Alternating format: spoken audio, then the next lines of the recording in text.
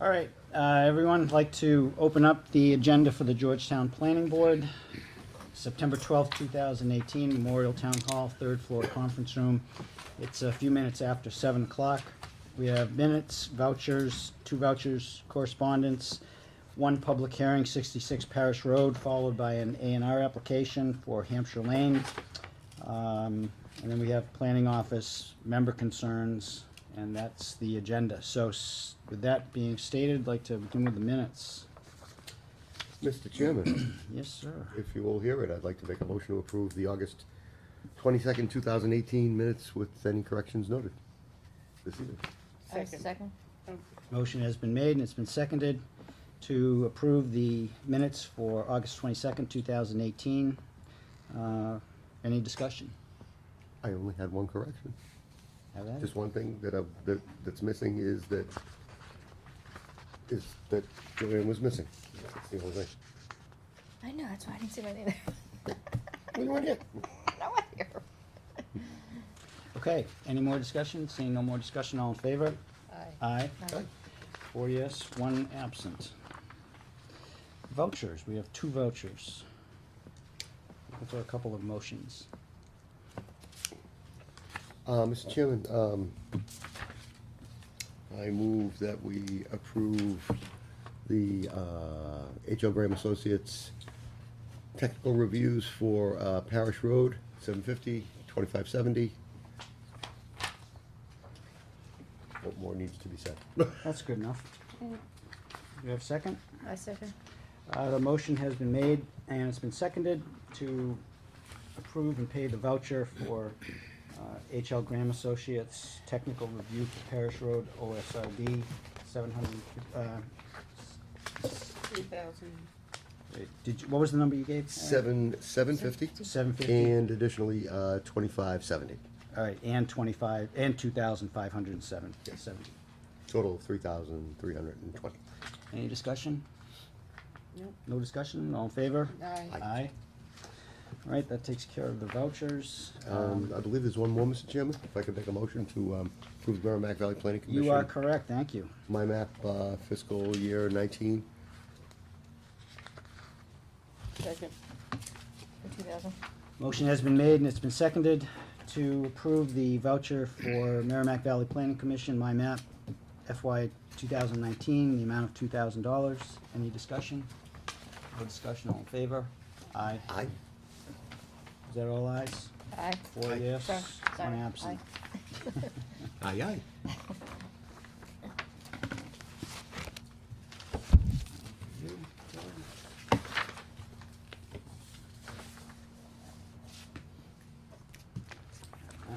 Motion to consider the correspondence as read, Mr. Chairman.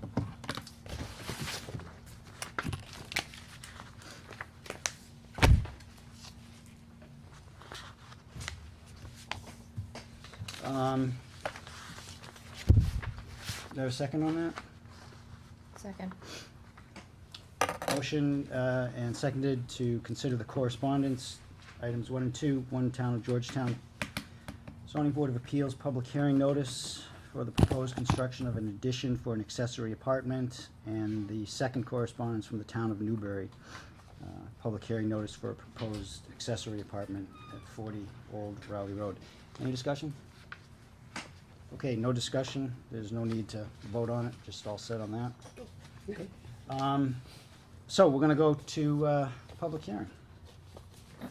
We have 66 Parish Road.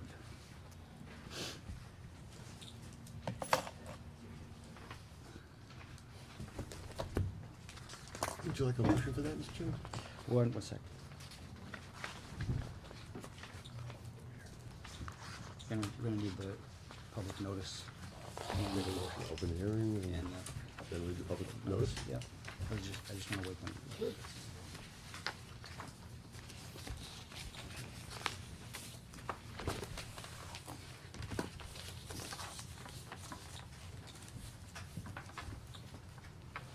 John? Yep. Thanks. Thank you. They're looking like they're pretty well set. Is that, getting close? What do you think? Technical difficulties.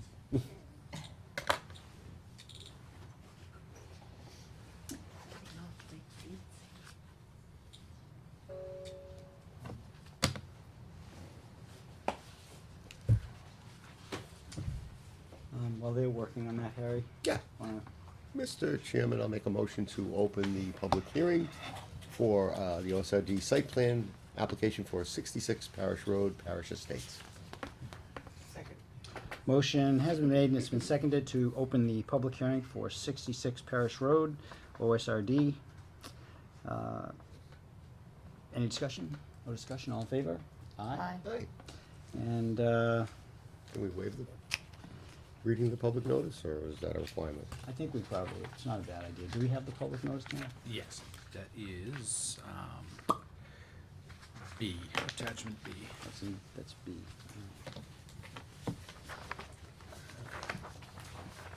While we're getting that, I noticed one member isn't here. Is that member coming later this evening? Bob, or no, not? Okay. he's not going to be attending. Were you not aware of that? I was not aware of that.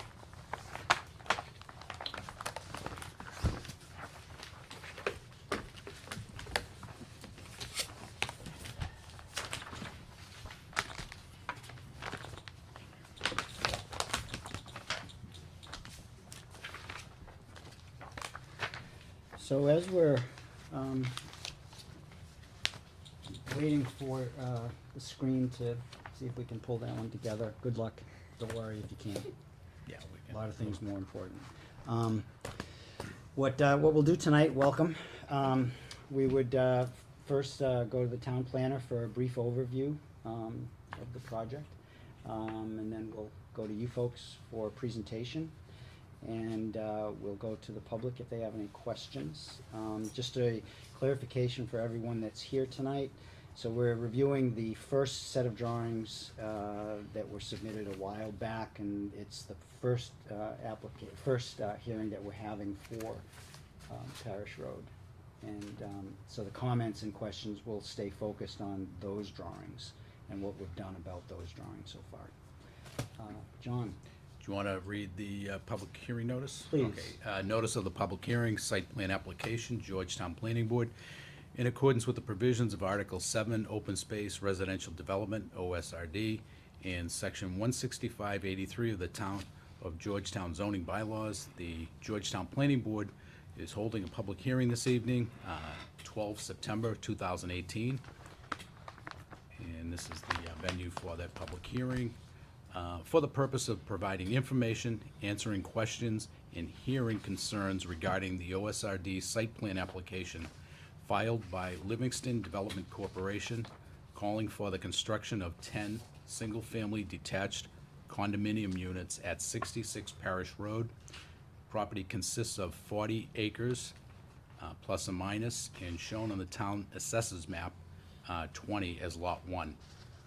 The applicant proposes to develop 6.7 acres plus or minus, with the remaining 33 acres of the property dedicated as permanent open space. Thank you. Okay. Do we need a motion, John, to accept the Yes, package as submitted? I think you have it. yeah, that's Yeah. the first motion. That is on page 4 of the comments report. I'm looking for it.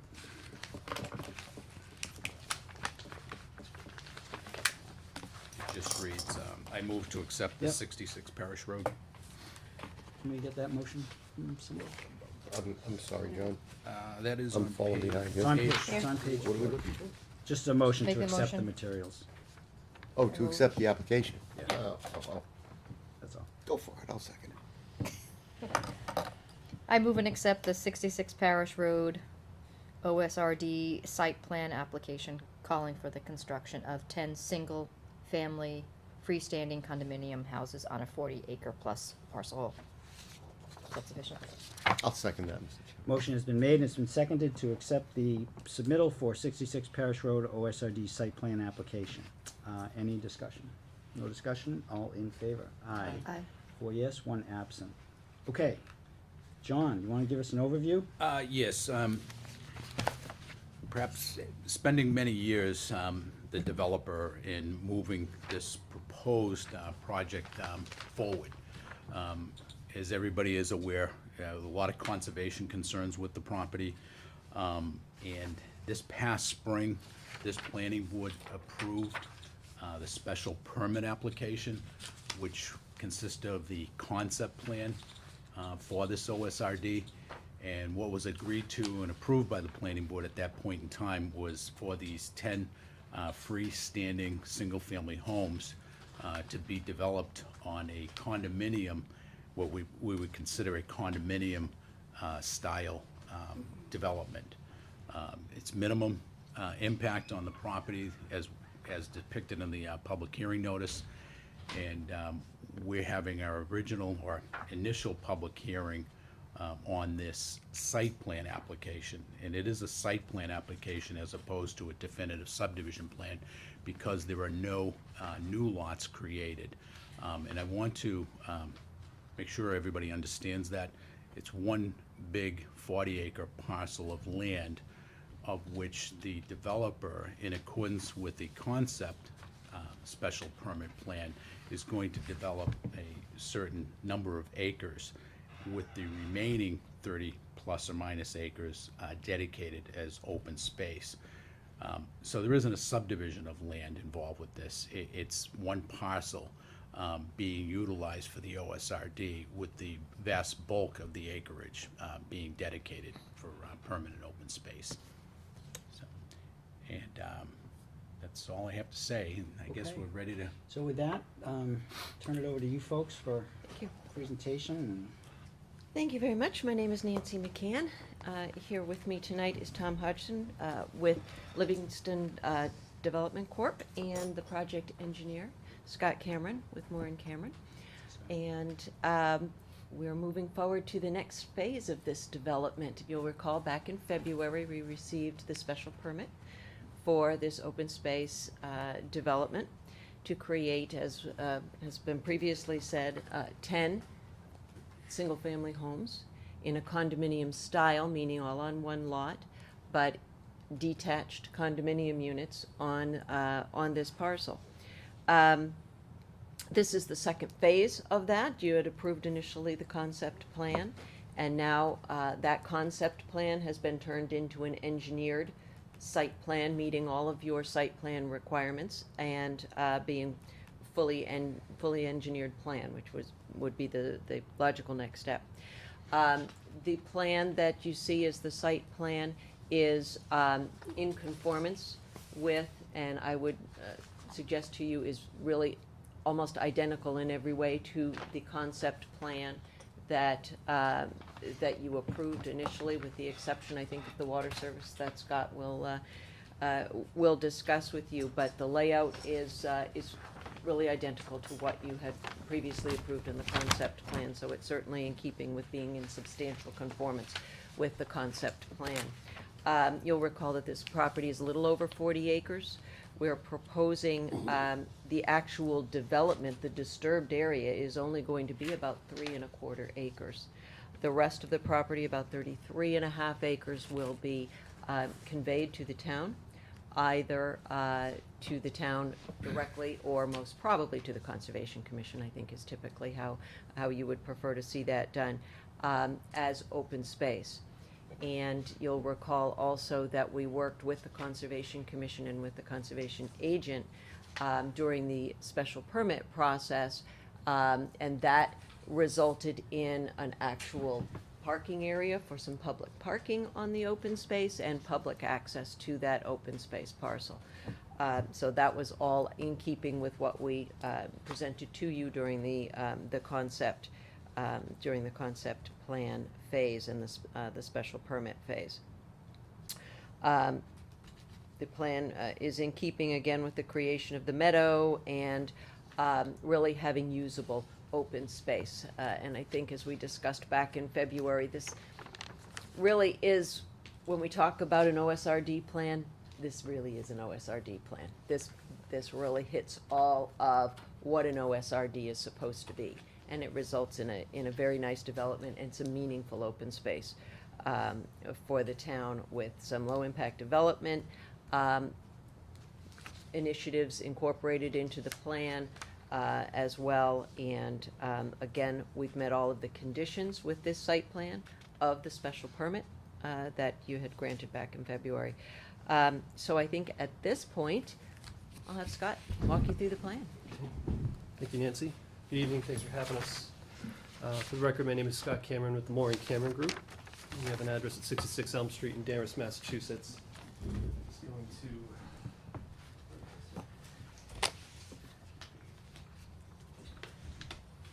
Actually, I'm going to be right over here in front of you, sir. So what I wanted to start with briefly, just as a recap, I brought the special permit concept plan with me, which I'll just hold up in front of the current plan. So as you can see, the general layout is in keeping with the OSRD concept plan. There were some subtle changes, as you imagine, as we go through detailed engineering design. But you can see the road coming in with the meander coming out to an end, the same general shape. And you can see the dwellings, 2, 2, 2, and then 4 at the end with the turnaround here. So in keeping with that, there really wasn't a lot of major change other than maybe shifting things a foot or two here or there as we were engineering everything. So, being a site plan review, what I typically like to do is walk you through the plan set so that you and the audience is aware of what's in that. In addition to this plan set, you also received a technical report which has the drainage calculations and some other information on the project. We also did receive the letter from Mr. Graham's office ahead of the last meeting. So what I'll do, I'll walk you through the plans. The first sheet in your set is the cover sheet, and what you'll find on this is kind of an overview depiction of the site, a locus map. There are some notes here, including the construction sequence, erosion sediment control notes, and then some other general utility and water and sewer notes. You'll also find your plan index, and you'll find information on the property, ownership, some water supply notes, etc., wetland notes. More of just a general notes and abbreviations page merged into the cover sheet. As you move into the first plan, this is the overall site layout, or the site plan for the existing conditions of the property. So this illustrates the 40-plus acres of the entire tract, with the exception of this corner. So it's everything from Larkin Road down to Wheeler Brook. Wheeler Brook flows in this direction along the easterly boundary, eventually crosses under Larkin Road. That bridge is, I'll talk about that a little later, the transition point between Georgetown and Newbury, where Parish becomes Larkin. There's also another stream that cuts across the property in this direction, feeds into Wheeler Brook. And what I did is I highlighted on this plan the wetland resources that were on the site or on the perimeter, and I highlighted in blue the limit of the 6.7 acre development piece that's being cut out of that. So that's 15% of the total tract. The rest of that would all be dedicated to open space, including a portion along the frontage here, and then this piece here, which will be the access point for some walking trails that will be in some parking that we put into the property. So that's your general overall existing conditions plan. And so the next plan, we're going to zoom into this area here, a little more detail. So this is just a zoomed in scale on the plan. Still the existing conditions. You can see Larkin Road still at the top. You have your driveway coming in to access the existing single family dwelling here, which I highlighted. I highlighted the wetlands in green, kind of around all sides of the site. You have Interstate 95 here, and then I highlighted the extent of the 100-foot buffer zone, and this would be the Conservation Commission jurisdiction, but that extends into the property. And I highlighted the riverfront area, which is a 200-foot setback to this perennial stream here, which I also highlighted. In general, the coverage of the lot here, the majority of this area is relatively open, but it's kind of meadow, overgrown, scrub brush. You have a wooded area along the frontage here. This area is, a lot of this has been overgrown with invasive species, dominant one being bittersweet that you see covering pretty much everything like a carpet out there. One of the areas of focus in the design was the riverfront area and this part of the property, where we will be doing some restoration, and also within the buffer zone in this area, where we also have some restoration. I'll get into that in a little bit, and then along the frontage of the road here. Okay. We did do soil testing out on the site. We conducted a series of test holes in this area for the septic system, and then throughout the property, outside of the buffer zone, to get a general idea of what the soil's type and water table we're at. The soil was generally good. In all the development portion of the property, it was sandy loams or loamy sands, but good draining soil. Water table was a relatively consistent 3 feet down, plus or minus 6 inches in either direction, but relatively consistent. And we did get all the percolation rates we needed for the septic system. These were witnessed by the Board of Health. Moving along, we get into a site layout plan. This is starting to get into some of the detailed information on the configuration of the property. So you have your road, which I highlighted the same plan. I just colored it in with pencil to clarify the features. You have your road extending out 20 feet in width to a length of about 1,045 feet at the garage door for this dwelling unit at the end. The actual road ends at about station 10 plus 00, 1,000 feet in. We have the turnaround here, which was designed to accommodate the Georgetown fire apparatus. You have your dwellings throughout the property. These dwellings will range in size from 2,700 to 3,400 square feet, thereabouts, 3 to 4 bedrooms in size. And there's a varying architecture. The footprint changes a little bit just to give a little diversity to the housing type and stock. As I mentioned, the septic system will be located here, more on the highway side. And then there would be another area here that would be set aside as a reserve area. Stormwater, I'll get into the next plan, but again, I want to highlight the meadow area here. So this area will be, the focus will be restoration of this, and we're also utilizing it for some of the country stormwater management for the roadway runoff. Moving forward, we have a grading plan. This is the grading and drainage plan. So one of our primary goals was to incorporate as much low-impact development techniques as we could with regards to stormwater management. So typically what that entails is you're trying to avoid catch basins, curbing, structural practices for stormwater management in favor of more country drainage, so utilizing more natural techniques to managing stormwater instead of structural techniques. So as you come into the property, the road is going to slope up till you get about in front of this house where you hit a high point, and then from here all the way back out to the end, the road slopes down. I'll show you the profile in the next plan. So there's a portion of the road that drains this way. We're going to manage that. Runoff from both the dwelling here and the roadway will be super elevated towards a swale in the shoulder, and we designed a constructed stormwater wetland, which is a best management practice that's in the stormwater handbook, which it's kind of like a rain garden, but you're actually trying to get more into the wet soils and have it mimic how a wetland would look. So the plants would look like wetland plants and would function more like a wetland, but it's actually a stormwater feature. It's not a wetland. So it does the treatment, it does a little bit of mitigation here, and then that overflows back out this way, and then there's also another overflow that brings the water back this way. From here down to the end, there's swales along the road that'll bring water down and convey it into a large infiltration basin. I say large, this is just the meadow. We're not proposing to excavate anything. All we're going to do here is a shallow berm and let nature continue to do what it's supposed to do. So the water will sheet flow in.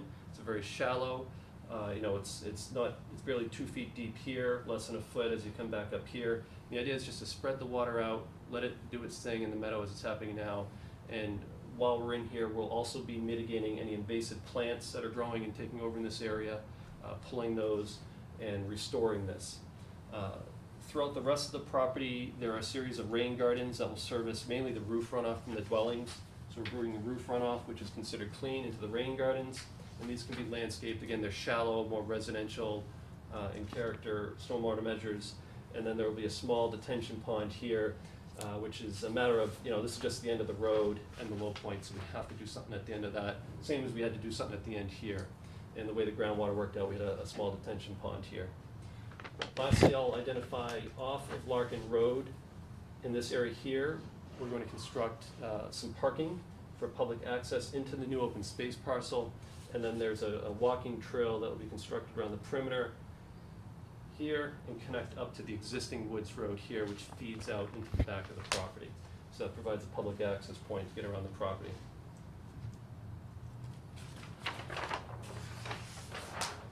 This plan depicts the utility services, so there will be a water main installed in the road. There will be a sewer main installed in the road.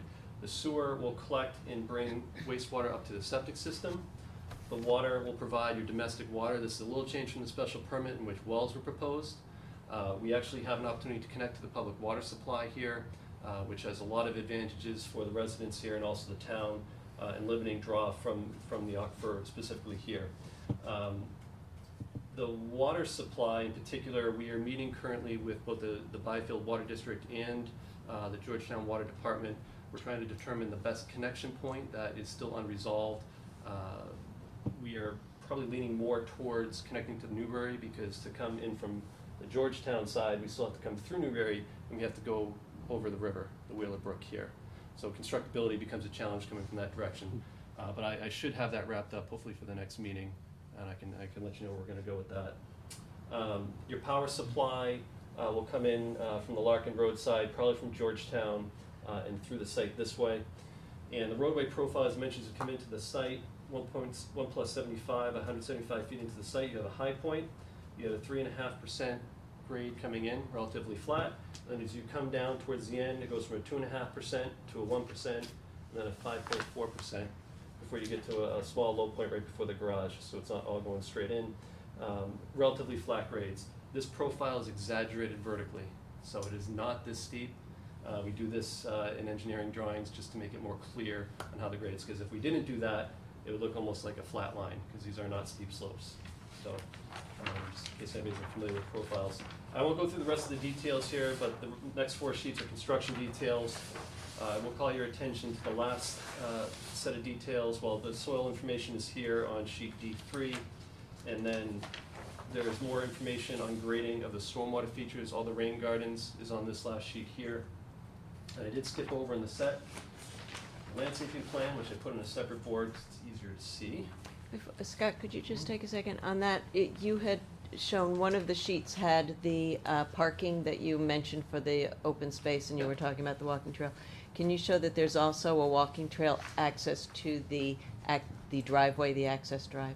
'Cause I think there is one, right? A connection. Yes. So the driveway for the development would have an access point here, coming into that as well. So the residents have an So access. the residents have an access point. Okay. So this plan, this is gonna serve as the landscape plan, and also what we're working on now with DeRosa Environmental Consulting is a wetland restoration plan and enhancement plan. We should have that completed, hoping next week. I'm gonna really push for that, but we're gonna be filing a notice of intent with the Conservation Commission. Most of the work in the buffer zone, as I mentioned, is restoration work. So the plan right now entails, in this darker green area here, this will be more pulling any of the invasive plant species in that area. Again, bittersweet is one of the more dominant ones, but there's also autumn olive through here in this particular area that would come out. But that's just to clean up, enhance that more to a meadow condition, which has a lot of wildlife and scenic benefits. And the same in this area here. On this side, the plan would be to pull the invasive species. There is some minor grading to construct the berm here, and then this would be the stormwater area. So again, this would be very flat, probably not very visible to the eye on the road, because it's all very shallow and just following the grade for the most part. And what we're working on now is refining. One of my engineers is also has a master's degree in the landscaping field, and so we have developed this schedule which gives you the examples of the types of plants, trees, shrubs, ground covers, perennials that we'd expect to implement here. And I'll have more detail on this too with the next iteration to the wetland scientists finish with it. Lastly, along the frontage of the site, and it's not depicted here, but the plan will depict an area where we're going to attempt to get the bittersweet under control in that area, to make the view corridor on Larkin Road a little more aesthetic. The bittersweet is what's carpeting most of the trees and everything in this whole area. With the plan, there will also be a written construction plan and an operation and maintenance plan that would go along with that, and we're working on that as part of the notice of intent submittal to the Conservation Commission. So this plan is still under a little bit more development. In the next round, you'll see some of that. You're in receipt of Mr. Graham's comments. I saw them in the packet that went out tonight. Just for the sake of identifying a few of the comments that you're in receipt of that might impact some of the site layout features, just want to call those to your attention, so perhaps you can talk about them tonight as a comment. Make sure you're okay with those. They're minor. There's not much. Mainly, we've added Sorry, I've been talking to that plan all along. So we've added, and you couldn't really tell because it's so subtle, we've added a small turnaround here on the plan. There was concern about, and one of the comments about cars getting down here, passing this turnaround, and then having to turn on people's driveways, so we've added a turnaround here. We've eliminated the detention tanks here, so this will just be an open, again, right back to that country drainage, this will just be an open, shallow detention pond. And then the parking, instead of coming in and clearing and doing more disturbance in here for parking area, just have perpendicular spaces off the street here. It's a very low traffic road. We've certainly done this in the past. We did a similar one on Hill Street in Newburyport, not far from here, of this nature, where the cars just pull off and they pull on, and that's been working great. So those are some of the subtle changes. Minor adjustments to the layouts of the homes just to get the spacing. We pulled these off the lot line a little bit to get them off the walking trail, and we added a fence here just for a little privacy between the users of the trail and the homes here. Okay, those are just, I wanted to call those to your attention in the comments just so you're aware of that. Mr. Chairman, Okay, just a quick question. well, what I'd like to do is I'd like to go to, if it's specific to the, not these changes they're talking Oh. about, because we don't have those plans. Oh, okay. So I don't wanna go there, okay. So what I'd like to do is, Larry, so in your report, there's 20-something items there.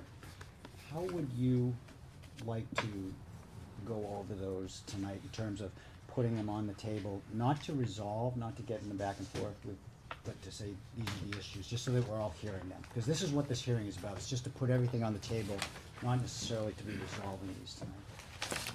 Well, I've received the response from Moore and Cameron to that July 23rd letter, and I have not reviewed the plans to that letter, but I did review the written responses. So I can kind of call out those that I think that the planning board might have more interest in, and leave alone those that are more technical in nature that I might resolve with the Moore and Cameron group. Could we do this? Could we do this then? Could we go through each one and not, and if you come to one that you say is technical, let's just go like that, say technical will resolve with their civil, and we can go through that way.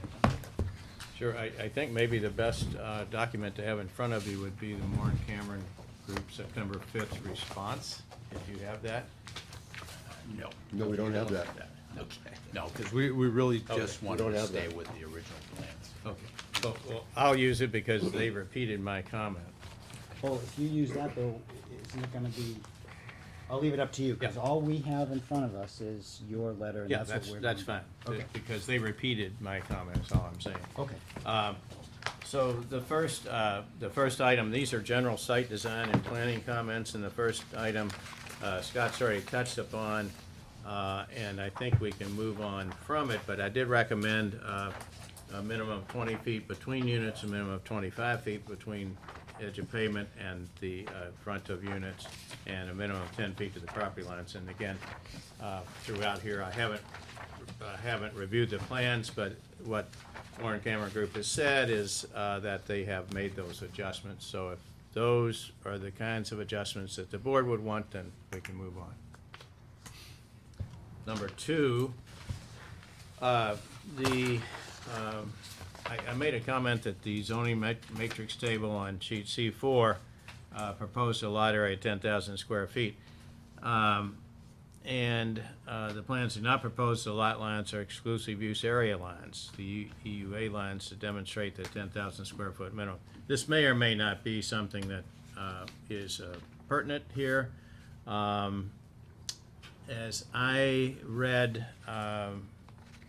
the zoning section 165-54A3, minimum lot size will be 10,000 square feet.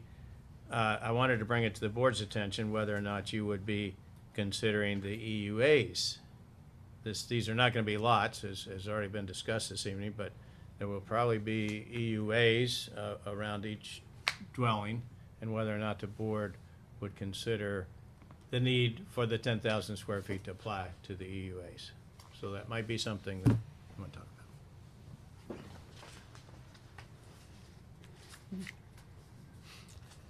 Do you want us to respond to any of this as you're going through? No, I could respond to that. Because what my concern is, again, this is just to put everything on the table, to hear it. It's the first review. It's for Larry to simply go through this. And then if there's some specific questions, and I don't want the board to be going over each one of these items and resolving them. That'll come the next Okay, meeting. then I'll just, This is- it's out there on the table then. Correct. Okay. Correct. This is the first hearing with these drawings that we have. Number 3, I requested that they provide site distances along at the intersection, which apparently they have done, and they've responded they have done so, that they look to relocate the proposed stop sign a little closer to Larkin Road and show on the plan a painted stop line, and apparently the plans have been adjusted for that. That the, We don't have those plans though, right? you're not looking at those plans. We submitted them, though, right? Yeah. We recommended that the gravel driveway located in Chute Road leading to Bouchard, the Bouchard residence, just as you come into their road, be paved for the first 20 feet to keep the gravel from tracking onto the project access road, and apparently they've done so. We recommended the vehicle turnaround should be, the one that is at 7+75 be signed as such with an emphasis as a no parking area, and apparently the plans have been revised accordingly. We've also recommended that they look at, as Scott mentioned in his presentation, another turnaround somewhere in the vicinity of Station 9+50. And that's what he spoke about as being a secondary turnaround, so people are not turning around the driveways of the last 1 or 2 units, and apparently they have addressed that. I talked about the extension of the electric and water services. Scott mentioned the water service coming in from Newbury, I believe, but the electric will be coming in from Georgetown. So again, I think they have they're working on those details. And then agreements to go with those details for both Newbury and Georgetown. Number 11, I had suggested that the proposed gravel parking spaces for the users of the open space not be located within the development as I think the plan on the other side of that plan shows, but that they be relocated perpendicular and directly off the westerly edge of Larkin Road, which that plan shows and Scott mentioned has been done. He also mentioned that they have addressed some of a privacy issue that I brought up, that the parking area was close to buildings 9 and 10, as was the trail, the open space trail. Number 13 is a comment about the landscape plan, which I thought was very general in nature and which I suggested would need to be brought forth in greater detail for both the planning board as well as the Concom. It's one of the last things that Scott had talked about this evening. The potable water service power protection, he talked about bringing the water main in from Newbury. The project itself, as Scott said, is roughly 1,000 feet long. That's a fairly long run for a dead-end water. If there's any way, and I don't know if this is in their plans that they're working on, but if there's any way to loop that system, I think it should be explored. The sanitary sewer system, as he indicated, will all go to the end of the road, and there's a pump station there. Then we'll force it back up to a leach field behind unit number 3, Scott, I think. Is that unit 3? Maybe it's building 4. I asked that they look at separating the location of the leach field from the units or the buildings that they have in close proximity there too, as much as possible. So I presume they'll be looking at that if they haven't already. There was an abutter left out that I noted. that was apparently added. I think they have identified Jackman Brook and Wheeler Brook on the plans, which was not identified before. Those 17 comments were the general planning and planning comments and site design comments.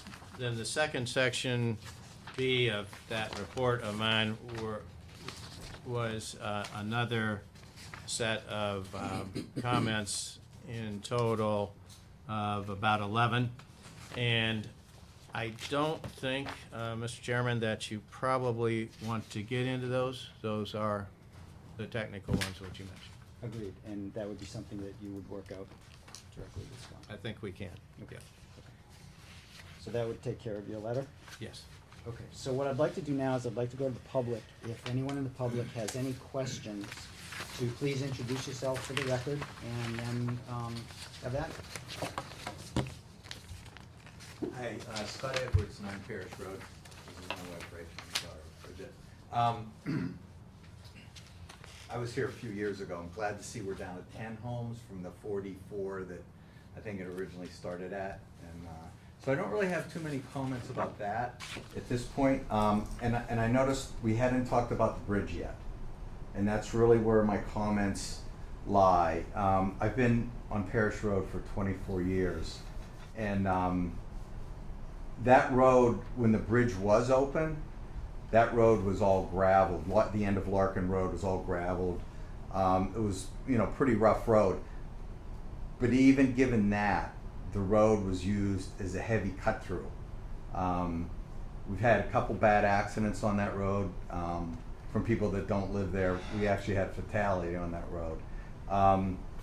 Larkin Road and Parish Road, very windy.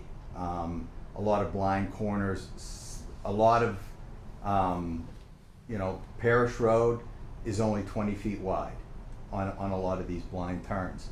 What people do is they come off the highway in Byfield and they cut through Parish Road to get over to the north side of Georgetown and over to Route 1. And that was even when the road it was almost impassable. Most people on Parish Road didn't even go that way to get to the highway. They went out the other way. Now that the road is going to be improved and paved and the bridge goes in, I think we're going to have a problem.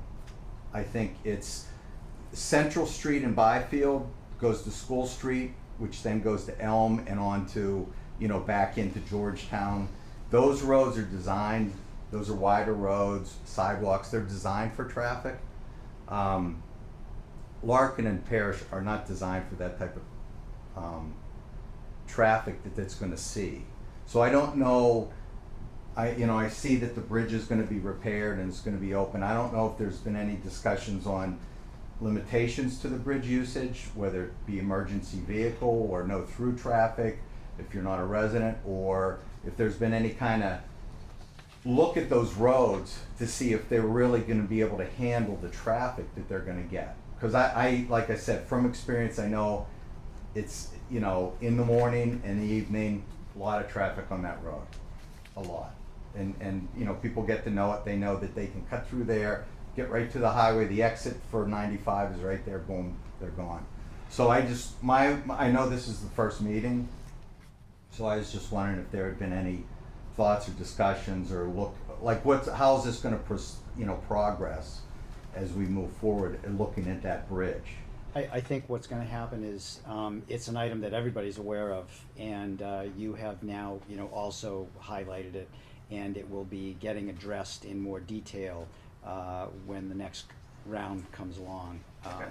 I don't believe you have answers to these questions tonight. I don't believe anyone does. I think really it's highlighting the issues, first hearing, putting them on the table, and then people have to resolve them. Okay, all right. The other problem I think is it's hard to do a traffic study because the bridge has been closed for a while. It's been 3 or 4 years, and now that people are not used to that traffic pattern, it's hard. But talking to neighbors, I have friends that live on the other side of Larkin. Talking to them, I just as long as it gets addressed as we go forward, and we realize that those roads really aren't gonna, you know, Parish and Larkin aren't really made for that type of traffic. Maybe there's some sort of limitations. I know that's been done in Georgetown before with roads where they, I think Pillsbury to Malloy maybe. There was originally supposed to be a tie there between North Street and, yeah, and that got, you know, that's open there only for emergency vehicles, that tie.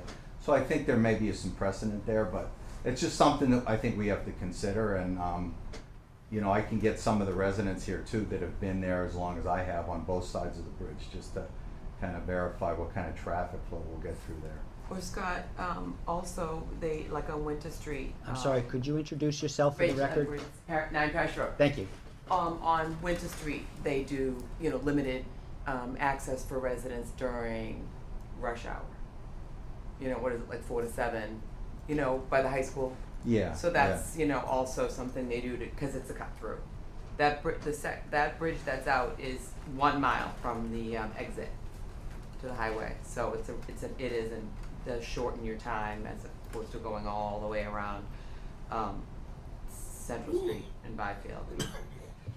It's a good point. So when would the next meeting be? Because we don't get noticed that because we're not in a butter, so we'll just have to pay attention to the Yeah, agendas? we'll be continuing this hearing when, at the end of it, and I'm not sure if that date's been set yet, so we just have to wait till the end of this meeting to when it's continued, and that's Okay. when we'll know the date. You'll know it and we'll know it. Okay, thank you. Okay, Scott, do any of your drawings show that bridge? Yeah, I brought the complex? drawings with me. Could you just put that up there and show it for everybody who might be home watching? So these were the plans that were approved in 2016. Excuse me, do we have that in PDF? I will get them for you. I don't, they're older if you do, but I'll send them over to John. I'm not recognizing, see it. Um, Thank you very much.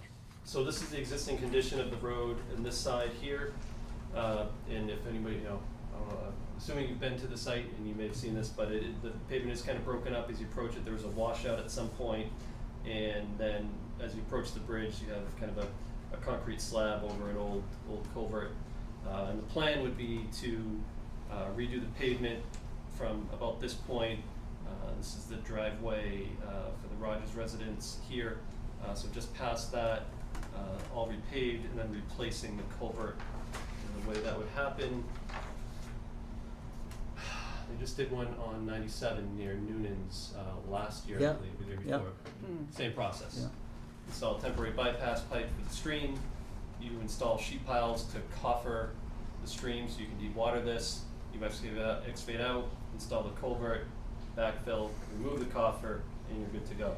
And whose drawings is that information going to show up on? These are the approved plans that CSI prepared in 2016. They're the ones that are responsible for it, correct? I am, because CSI is part of the Moore Cameron Group now. Oh, thank you for So that that's why I'm here clarification. presenting that. I was wondering, I was trying to, okay, Yeah. got it. So yes, so we're overseeing this, and Phil Christensen is still very much part of this, so, And this is part of your project? yeah. Got it. How long is that good for? You said 2016. Does that get it outdated? No, I'm. You don't have to go back to, Concom would be the one, but I'll provide the plans for you, so you have that. I just wondered how long. 3 years Concom is the- approval. 3 years. 3 years, yeah. All right, thank you. Could I just ask, did that get approval from Concom? My understanding it did. That is my understanding as well. That predated Scott and Yeah. my involvement in this Gotcha. project, but I believe it did. Yeah. But we'll confirm that for the next meeting. Understood. Okay, thank you. That overview is helpful for everybody. One more.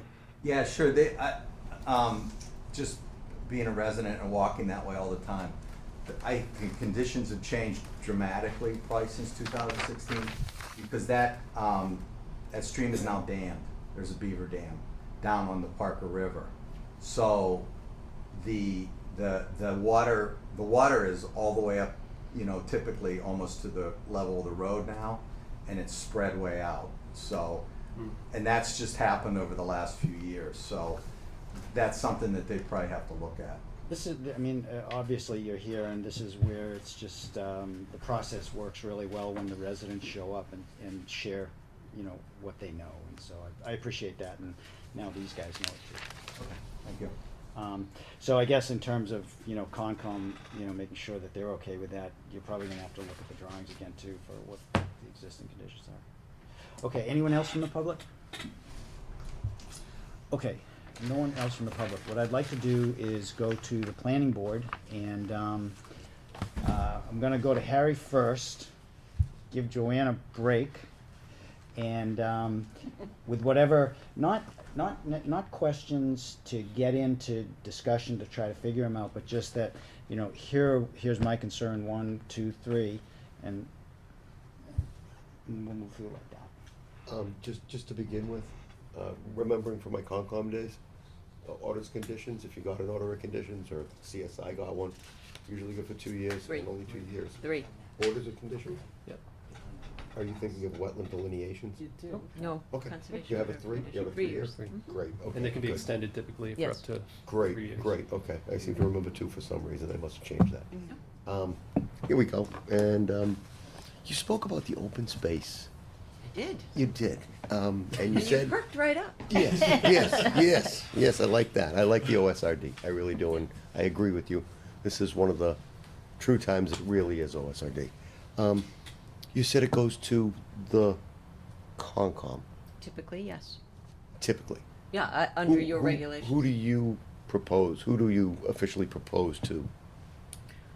I think we would propose that the Conservation Commission would accept, on behalf of the town, Okay, the open space. okay, so the deed would say something like to the inhabitants of the town of Georgetown, No, to under the the care and Conservation custody Commission. of the Conservation Commission. Something like that. That's but exactly what it would But it's basically say, the Conservation Commission.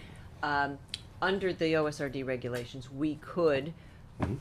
convey it to a nonprofit entity, we could convey it to Greenbelt, Well, that of course. sort of thing. But I think, the preference is typically to go to the Conservation Commission. I think Georgetown's preference is that as well, as far as their commission is concerned. So that's what we would propose. You might want to check the language, that's all. Oh, Usually, yeah. There's a Steve will typical help you language with that that. we use, Steve can help you with that, great. of course. I can't read my own writing nowadays, my gosh. Okay, there it is. The length of road, again, we said concerns. The length of road, it is a concern, it really is a concern, because in the RD district that this is in, that would be if this was a subdivision. I know it's not a subdivision. Right. If this were a subdivision, and I'm not gonna call that a road, because I know it's a driveway, but that place where you drive the cars would be restricted to only 800 feet. You'd need a major waiver to have a road that long. And I haven't discussed this with anybody in the board or anything, and maybe no one agrees with me, but in my personal opinion, I really believe that that parking lot should be bigger. I know that disagrees with what Larry was saying, but that parking lot should be bigger, number one, so that it can be turned around. You can actually drive out as opposed to backing out into the traffic on Larkin. But that should also be an emergency escape and access for the public for emergency vehicles. That's just me. The reason we have the length of road limitation is so that you can get there faster. I think if you look at the comments made in the letter by the fire chief, it was noted that if nothing happens to that bridge, or if that bridge stays closed for whatever reason, that the response time will be great, because it will be coming from Newbury. And again, just a comment, we're not gonna discuss, I hope. Just a comment, throwing it out there. Can I do a quick follow-up on that? Is that okay? Yeah, as long as we just. It's not the road, keep but it quick. if we, because I want to look at all these, so if we're going to have an emergency cut through back out, so basically you can loop right back around, I wouldn't see the need, we would run through the fire department, of course, to do this massive turnaround here. Right. Make it more, not for a fire truck anyways, make it for maybe passenger cars to I turn around. understand what you're saying. I can Right. tell you, the kids are gonna love putting the basketball nets up on this. One on each side. It's gonna be a great court. Yeah, right, right. But I think, I mean, I think that would be something we'd want to look at. I don't know what your initial take is on that. I propose it to the fire department in a conversation. Again, I'm one person on this, out of 5 on this board. I see that as something that's health and safety, from my opinion. What you need to do is you need to listen to his and Joanne and mine, and then you need to make the decision what you think is the best response. Okay. Other than that, I noticed that, the septic, that is not a plant at all, that is just a standard drip percolation The system. No, while we could fit a conventional system, Hmm? what I'm anticipating there is what's called a Presby environmental, which is an alternative technology that provides some enhanced treatment, but it is a passive system, so it works by gravity, the same as a pipe and stone. It's just better than a pipe and stone field, Okay. how it treats wastewater. Surprised me. Yeah. Okay, thank you. My other question was about water, where it's coming from, if you'd be able to loop, if you would be able to join. I remember just recently in Georgetown, we had a little bit of a problem with water. One of our wells were down. Were it not for the good folks in Rowley sharing some of their water with us, we would have had a big problem.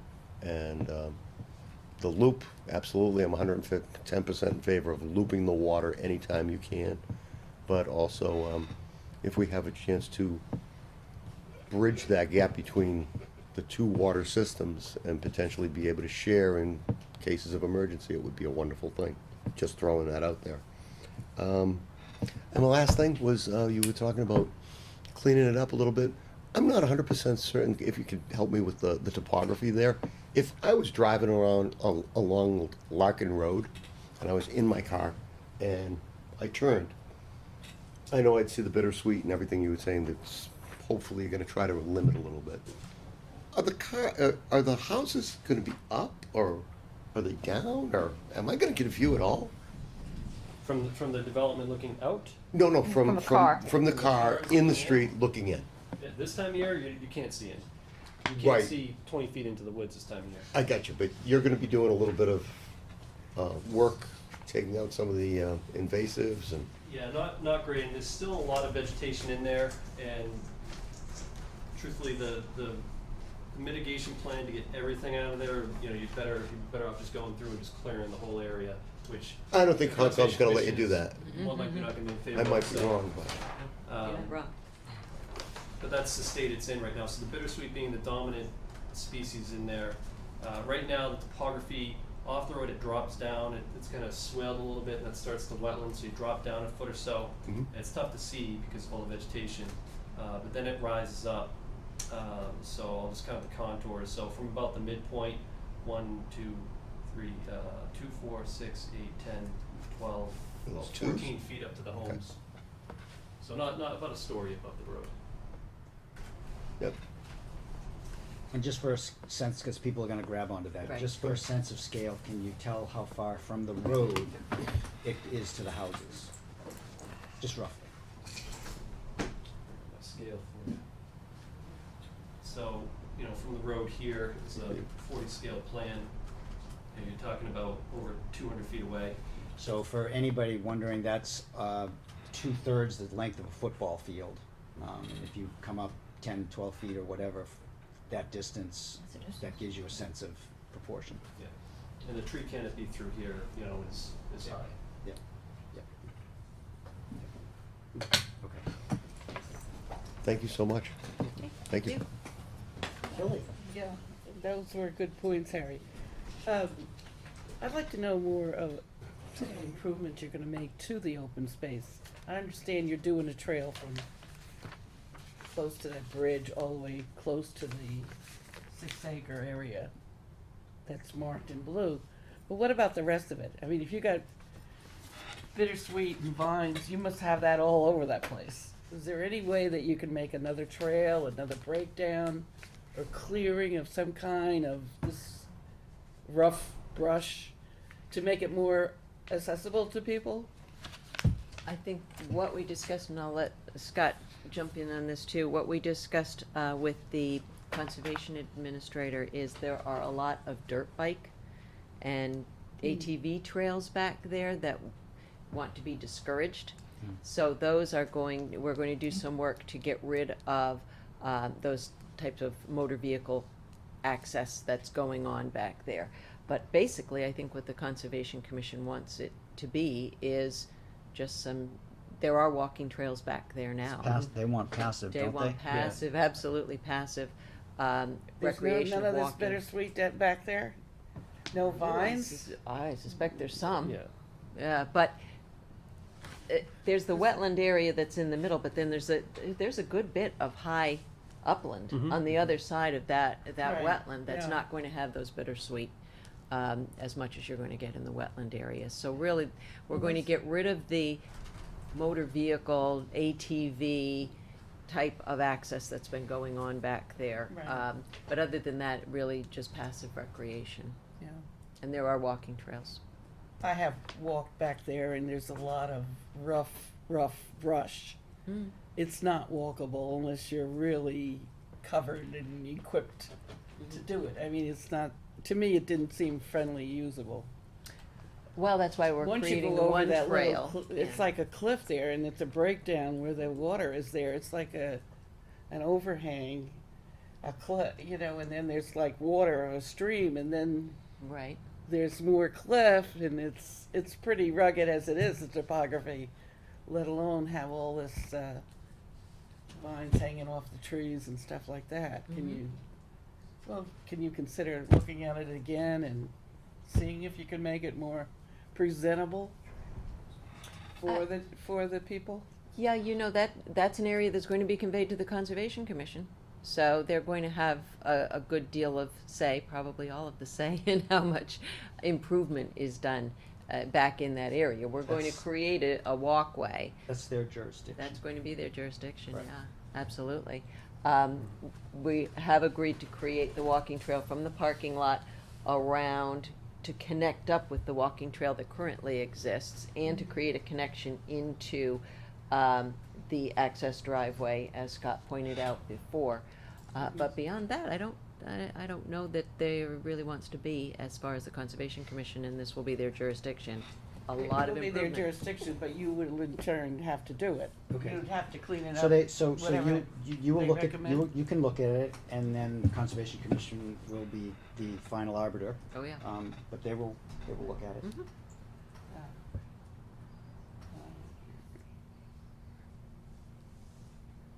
Kind of related to that, who would be responsible for the upkeep of these open areas?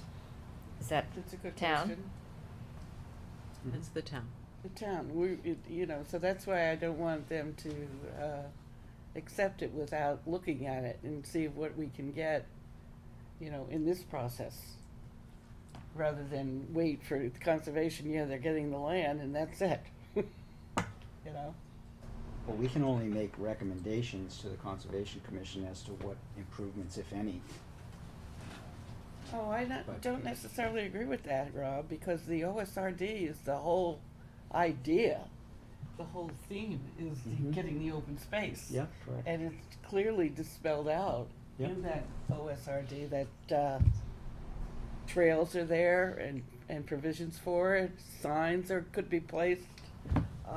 You could really, it's 33 acres, you could really do a lot with it, I think. Okay. And it shouldn't be saddled onto the town to do it. I think it's you people. In my mind, OSRD is a wonderful way to develop. But at the same time, you're getting a lot of benefit, and I don't think that's a big deal. You got the equipment, you got everything that's necessary, whereas the town is kind of strapped for that kind of thing. Yeah. Okay. So, that point's clear. Okay, I'm done. Good, okay. Go for it. Joanne? Like, it's kind of my only related question, I guess. Okay. Rob, could I just go back to something that I was talking about before with respect to the deeds? This is one big lot. At the end of this, it's not that that's a lot and this is a parcel. the open space isn't a parcel, there's no separation. Yes, yes, there will So- be. How do you convey it? There will be a separation. The lot will be in front, and the open space is a parcel, is a non-buildable lot, and it is a parcel that It's a would be parcel. divided off so that it could be With, conveyed. with meets and bounds. Correct. Yes, Okay. through an A and R plan. Correct, Correct. Mhm. So that become, because it's a parcel, correct. not a lot, but That's a right. parcel. I Okay? understand. Thank you Okay, so sure. much. Going from absolute minutia in detail up to a big, not, After you not told in us order. that. That's what we do best. On your note number, cover sheet number 10, we don't have an engineering division, just FYI. It's a typo. Would you like one? Right. I'm going to want to have it clearly understood with regards to Newbury and Georgetown and for example, the relationship with the water. You know, who's gonna be responsible for fixing the pipes that are in the development when water is a problem, but it's coming from, you know, having that all figured out.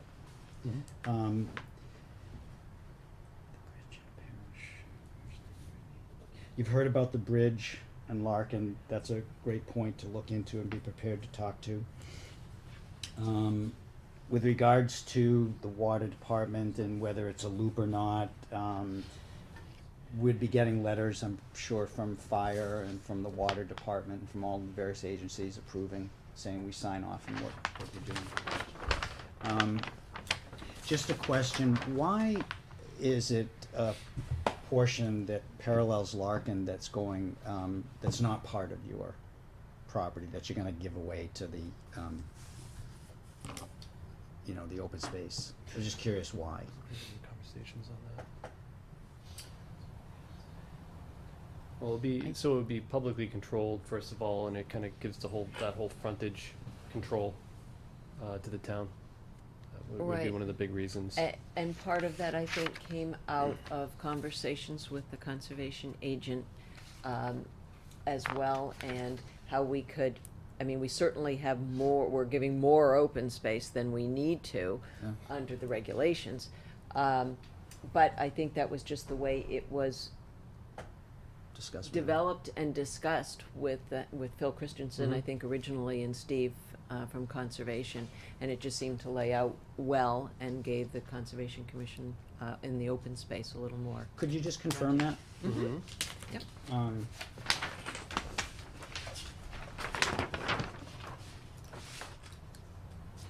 On the, to Harry's point of 800 feet and 1,000 feet and waivers, I'm just speaking for myself, but as one member, I wouldn't hesitate to vote yes on a waiver for this kind of a project and having the road being longer than 800 feet. That's just me, but it's an item or an issue you're gonna have to address. I think it's a legitimate.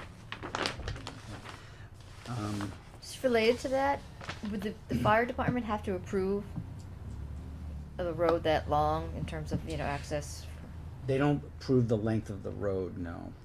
No, that's us. But would they give their advice if they think it would be, if there was a fire and they need to get back there, if it would be an issue for them? Oh, sure, they could certainly give their opinion if they thought there was a problem with that, yeah. If they can't get access to a house, absolutely. Isn't that where the turnaround came from? They A have comment from them, right? That's where the turnaround came from. Turnaround's at 800 feet. Yep. Yeah, yeah. All of the rain gardens, are they all lawn?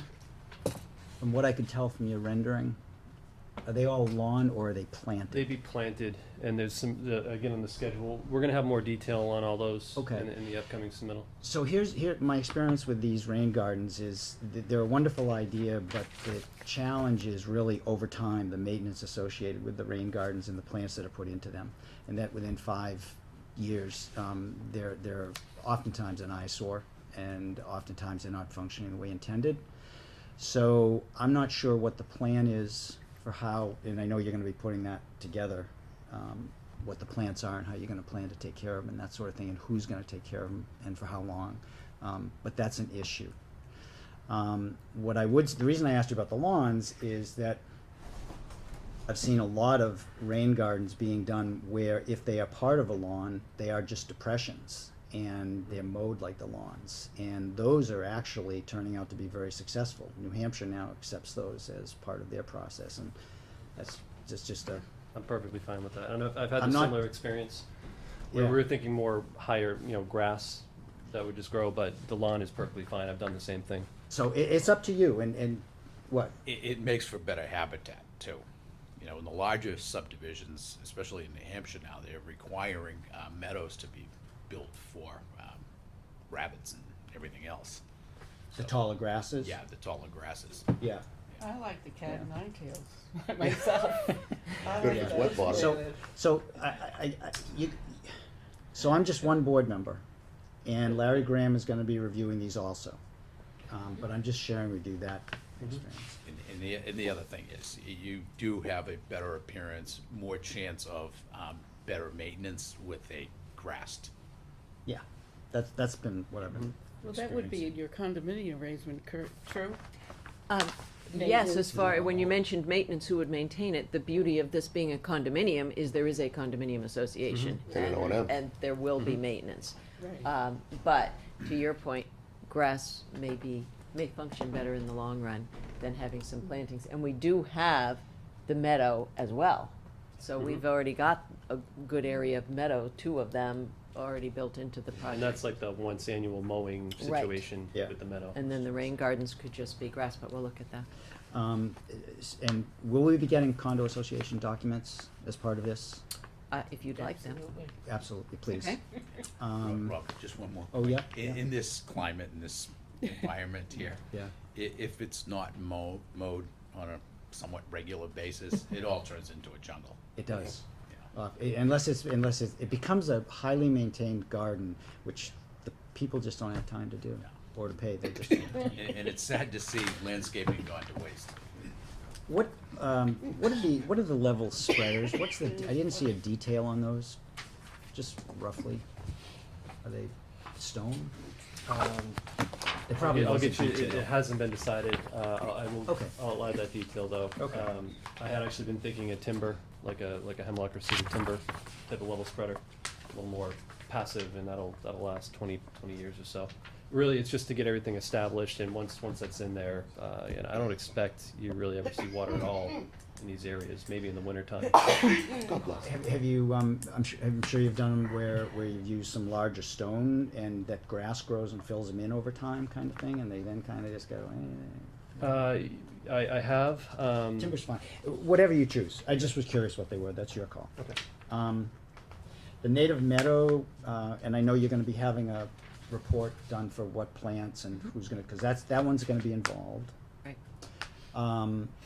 Along with that, right now, that area, that landscape functions not as a depression, but it's sheet draining out.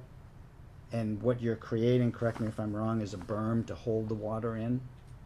And I know it's a shallow berm. but- Yeah, it's more of it's a calculation thing. Like I said, I don't expect Yeah. really there to ever be water in this. You'll see maybe in those spring conditions, you're gonna have a little frost, and now you're getting runoff and maybe some rainstorms. You'll probably see it, but 3/4 or plus of the year you Oh, I won't. thought it was just It's snow not- storage area. It's not the, Not allowed. it's not the visual that I'm concerned about. It's changing the microclimate, in that, what I mean by that is the current conditions, I think, when I look at the existing conditions plan, suggest that the water is generally sheeting across, and you're creating a new environment where you're going to be, and I could be wrong in reading the plans, but that you're gonna be creating an environment that's going to be creating a depression now versus just water that today is just sheeting across. If I'm correct, you just need to select the plants appropriately because you're changing what is there today. We are decreasing the plants in there and going towards more of a meadow approach. Meeting with DeRosa, he didn't think in his experience that trees or a lot of bushes and things were a good idea. Let it be a meadow, let it do its thing, mow it a couple times a year. I think meadow's great. And I will point out too, where you see the two breaks in the contours, if you're looking at sheet C5, Yep. there's a 45 spot grade in each of those. Yep. If you look at the existing contour just below that, Yep. you can see where the existing contour kind of comes up towards that spot grade, and then Yep. on the one on the left, and it comes up beyond the one on the right. So we picked those to be at those natural points in the landscape where the Yep. water would already be concentrated a little bit. Yep. So if it is running across that, because the length of the flow path by that point, Massachusetts, 50 feet, after about 50 feet, water is gonna go from sheet flow to trickles. You're already concentrated. So it's already kind of doing that. So we were trying to mimic the existing condition with that. And I don't expect these really to overflow. Is it gonna be Okay. a vernal pool? So, No, non-jurisdictional.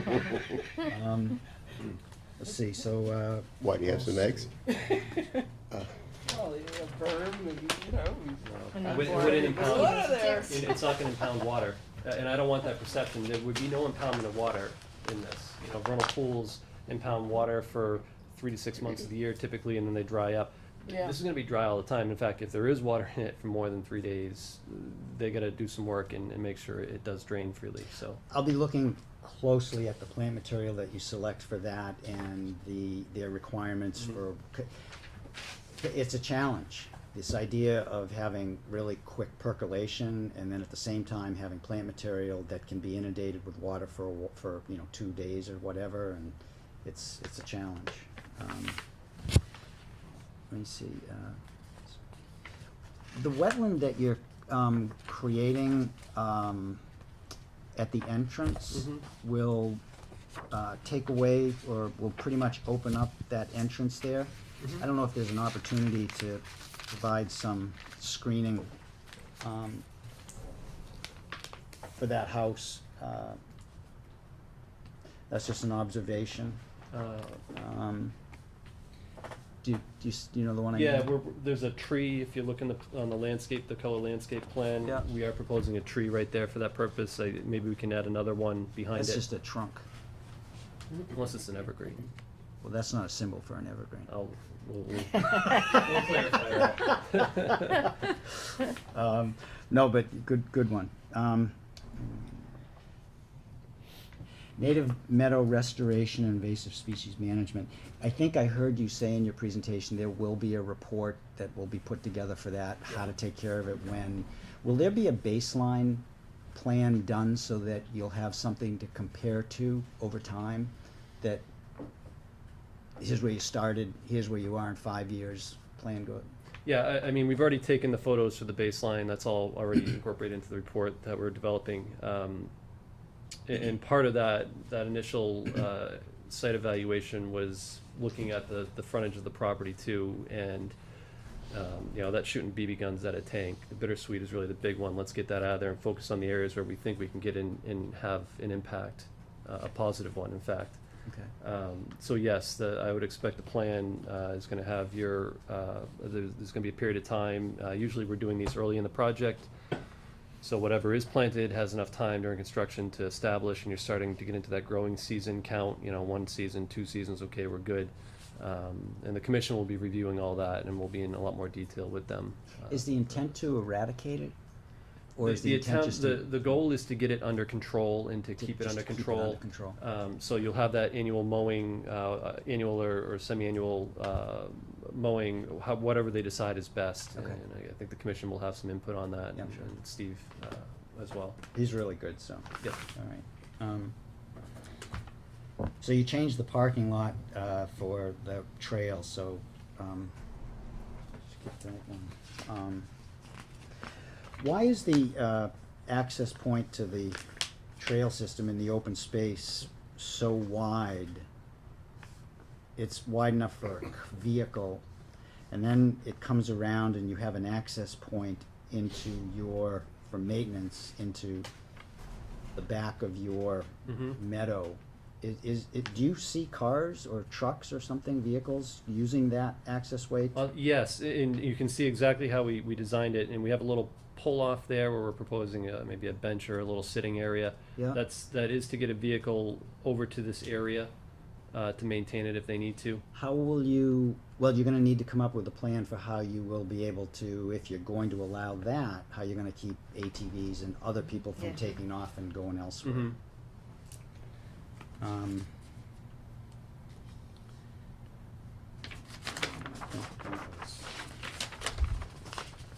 It needs a gate, is that what you're referring to?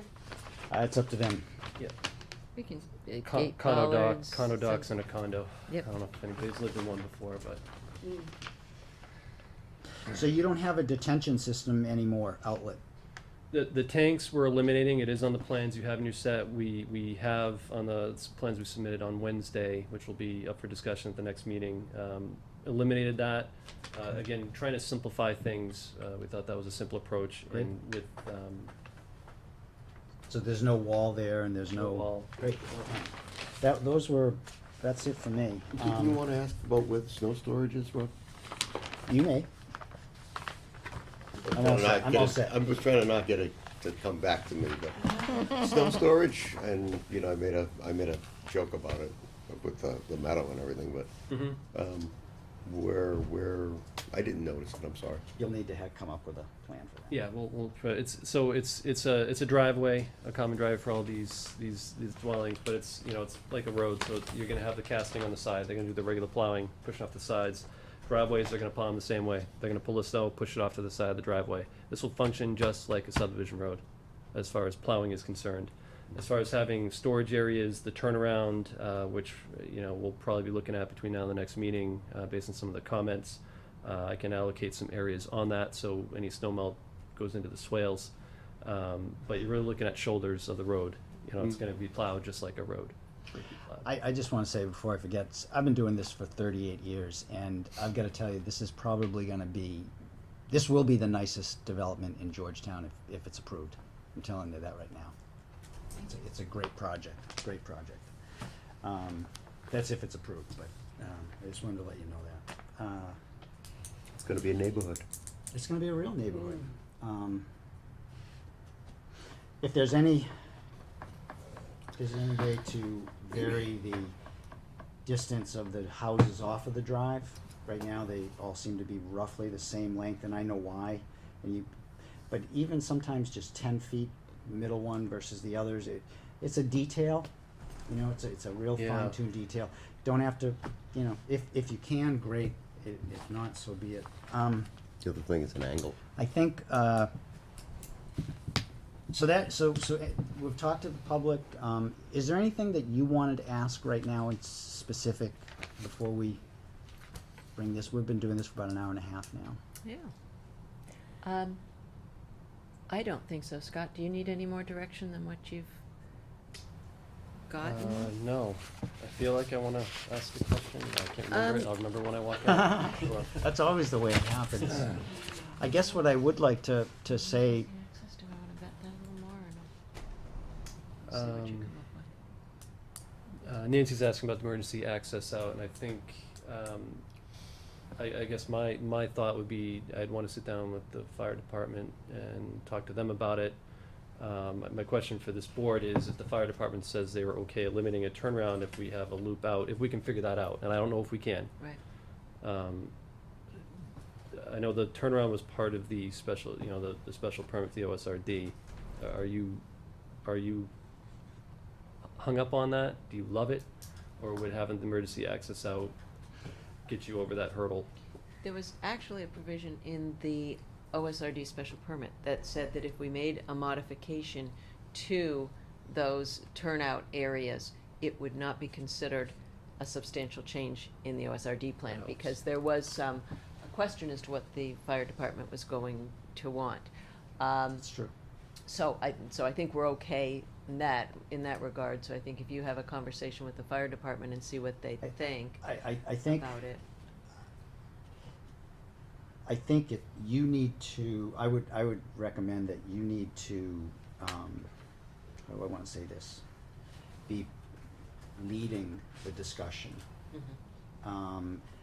If you leave it open-ended as to what you want, you're going to get, you know, 24 feet wide, and you're gonna, you know, Yeah. So just caution you with that. Yeah, okay, we'll talk about that, and then, have a conversation with the fire department. I tend to shy away from the emergency accesses only because it's gonna change the look of that area. You're now gonna have to have some sort of a gate, you're gonna have to plow it. Yeah.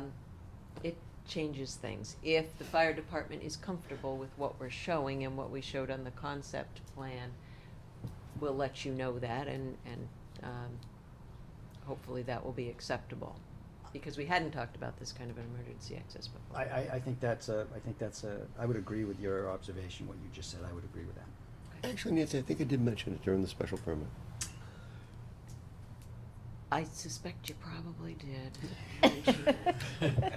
I don't think we focused on it. Yeah, we didn't. Right. I So- think basically, Rob, this is the furthest from our fire department, this property. Hmm. That's the end of Georgetown. Did you communicate with Newbury to see if they could be the first responders with their fire department, which is very, very close? It's a very complicated question, Yeah. because it's who it goes to when you call 911. Yeah. So you haven't? You haven't even? Well, I did No, see we some haven't, comments no, back but- and forth, but I think we'll look into it Yeah. further. But I think you think it's should. we may have discussions, but that may not actually be what happens when a 911 call Yeah. comes through. I would think Newbury has a 911 call, don't they have? Oh, sure. Yeah, sure, so they sure. have, yeah. But that's what I was thinking, that this was a long way from the fire department. Erie Four would probably be the one to answer the first, but it's, Yeah, because they're Mhm. closer. Yeah. yeah, but Byfield is much closer. Mount Newbury, rather. So, I think Tilly's comment's a good comment.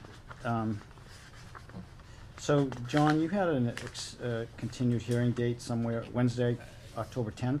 Yeah, as a suggested As a date. suggested I date. don't know if So- we're actually looking further out, Well- depending on. So, yeah, so the goal would be to make sure that the next submission, so Larry, right now you have already made revisions to the drawings. And then you also have these new discussion points we've talked about. So what I would recommend is you have discussions with Larry as you're starting to move forward, and make sure that what goes in our packet, this is the only thing I care about, that goes in our packet 7 days before our meeting. Is that what it is, John? Yeah. 7 days. And not the day of by PDF, and, it just isn't gonna happen. Have your response and drawings jiving with the letter that Larry also has written that's in there. That's really important. I can't stress that enough. Mr. Chairman, So I'll then make- it's how much time you need to do that is where I'm going. Right, exactly, so let's, well, I'll make a motion to continue the hearing into October 10th or 10th, 24th. yeah, please. 10th or the 24th. Yes. You don't Does want that the give- 24th? Does that give you enough time, the 10th? Yeah, let's You can go have for the the 10th. 24th. No, I wanna push it, so Okay, we'll go for the 10th. Mr. Chairman, I'd like to make a motion to continue the public hearing for the OSRD site plan, Parish Road, 66 Parish Road, Parish Estates, to October 10th at 7:10 PM. do I have a second? Any discussion? Why do you always say 7:10 p.m.? Because it's a date and time certain. All right, I just had to ask. Seeing no more discussion, all in favor? Aye. All right, thank you very much. thank Thank you. you. Very productive, I think. Yes. 5-minute break? Yes, please, 5-minute break. I need to get up.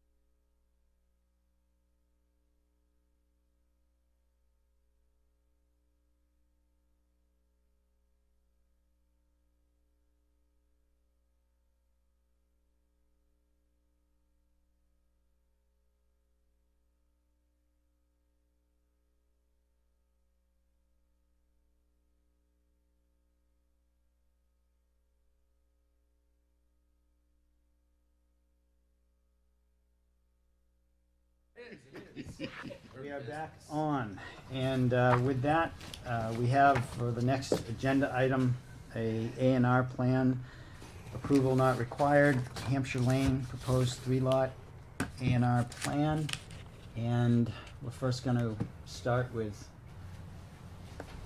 John and an overview, and Yeah, I hope everybody had a chance to read through the comments report. did, You know, just basically, it's not your typical A&R plan by any means. Hampshire Lane is a laid out, partially constructed way. Pointed out in the staff report, it was one of those roadways that,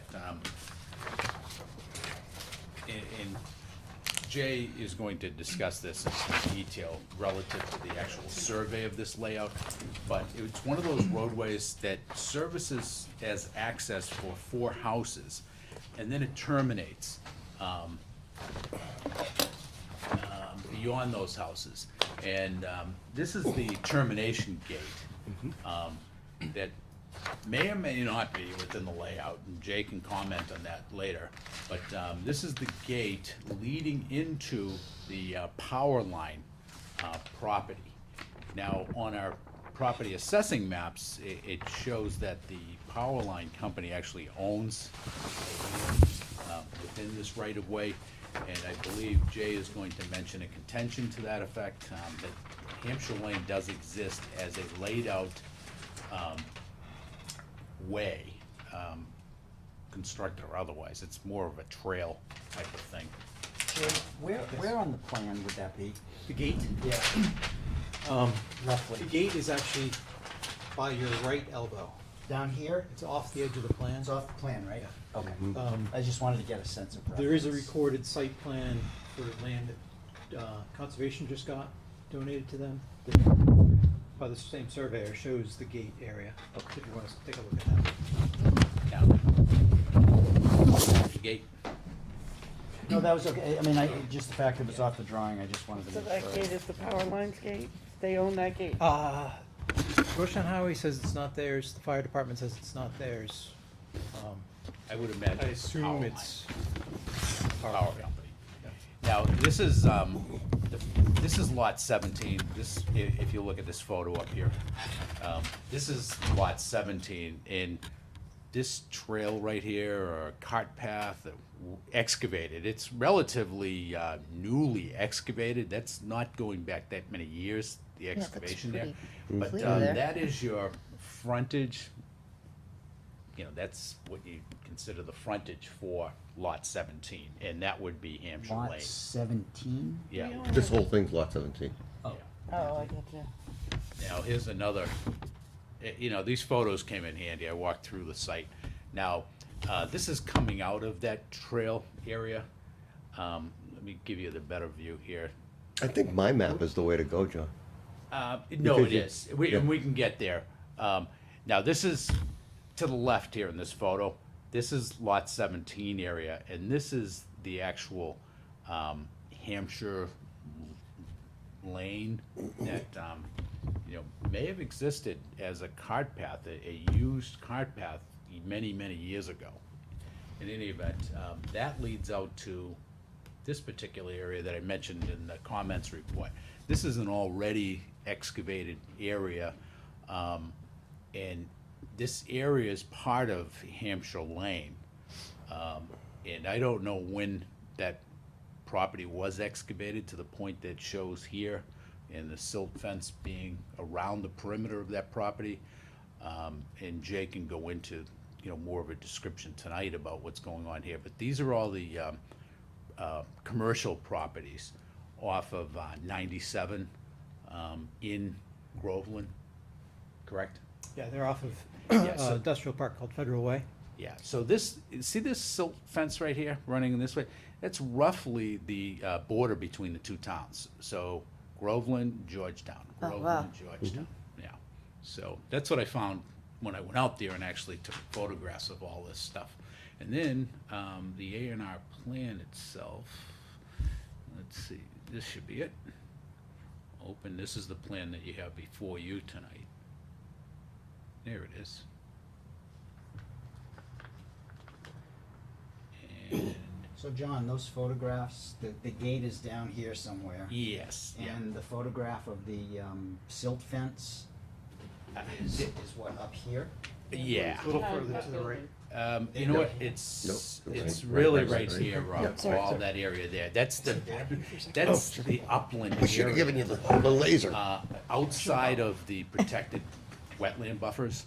Okay. His photo of the silt fence. The silt fence covers this portion of land, the edge of the area here. Oh, that right there. So it's Okay, like literally got standing it. like here, looking Got it. that way. Okay, And the silt fence goes down, as he said, along the property line. all right.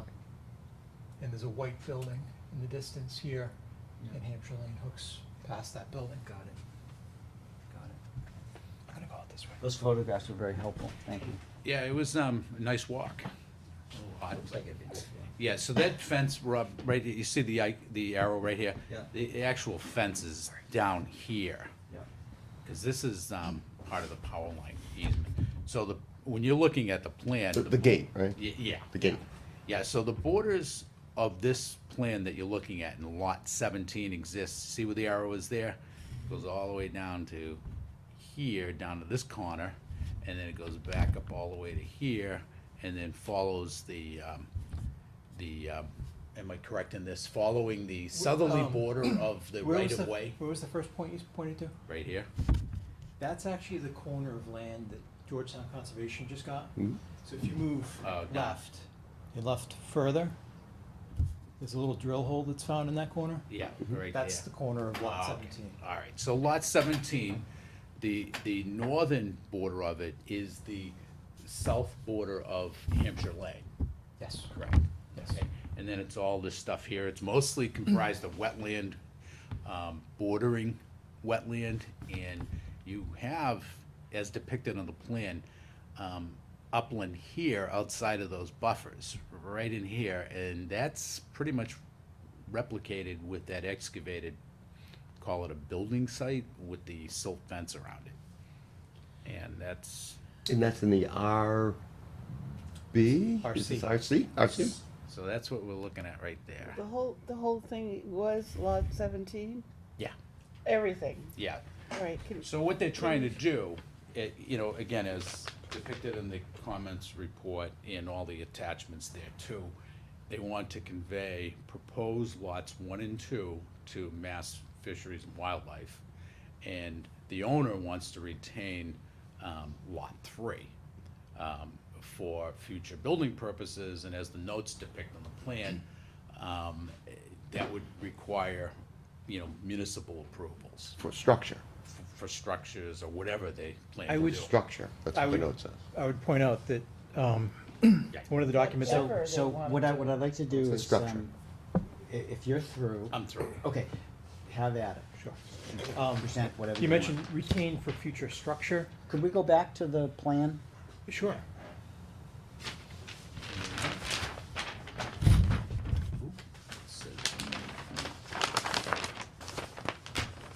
Just so we have it, we can all see. I love that. I love that. For the huge audience, I know, but I just wish it was working. for the, yeah, I wish it was too, but I think that's the way it should be. It is great to see. They you should so see happy. that. I like that. I just love that the plan can be shown to everybody, and I love that. okay, Jay. Jay, So your presentation. we basically tried to make this plan. I'm sorry, for the record, can you Sure. introduce yourself? My name's James Ogden. I live at 32 Thurlow Street in Georgetown. And I'm here on behalf of the property owner, Eric Harper. And we'd like you guys to endorse this plan. We laid out this plan showing these 3 lots to conform with your zoning regulation so that each one of the lots meets the frontage and area requirements. As John pointed out, Lot 1 and Lot 2 will be conveyed to the Mass Division of Fisheries and Wildlife. Which is this? Yes. In Lot 3 will be the only portion of land retained by the owner. And there is a recorded document that says, essentially, that the only approved use by natural heritage is for potential parking or stockpiling or a use like that, but I believe it specifically excludes building. It said a lot of things. It had about 12. Oh, yeah. No cutting of trees, no. So, I mean, It it's a had very- a long list of don'ts. Yeah. Anything else? Okay.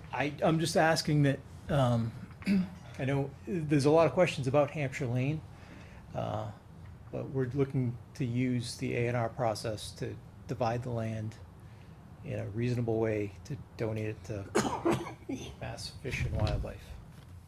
This doesn't give us permission to do anything on Lot 3, any more so than we would have permission to do something on the entire parcel of Lot 17.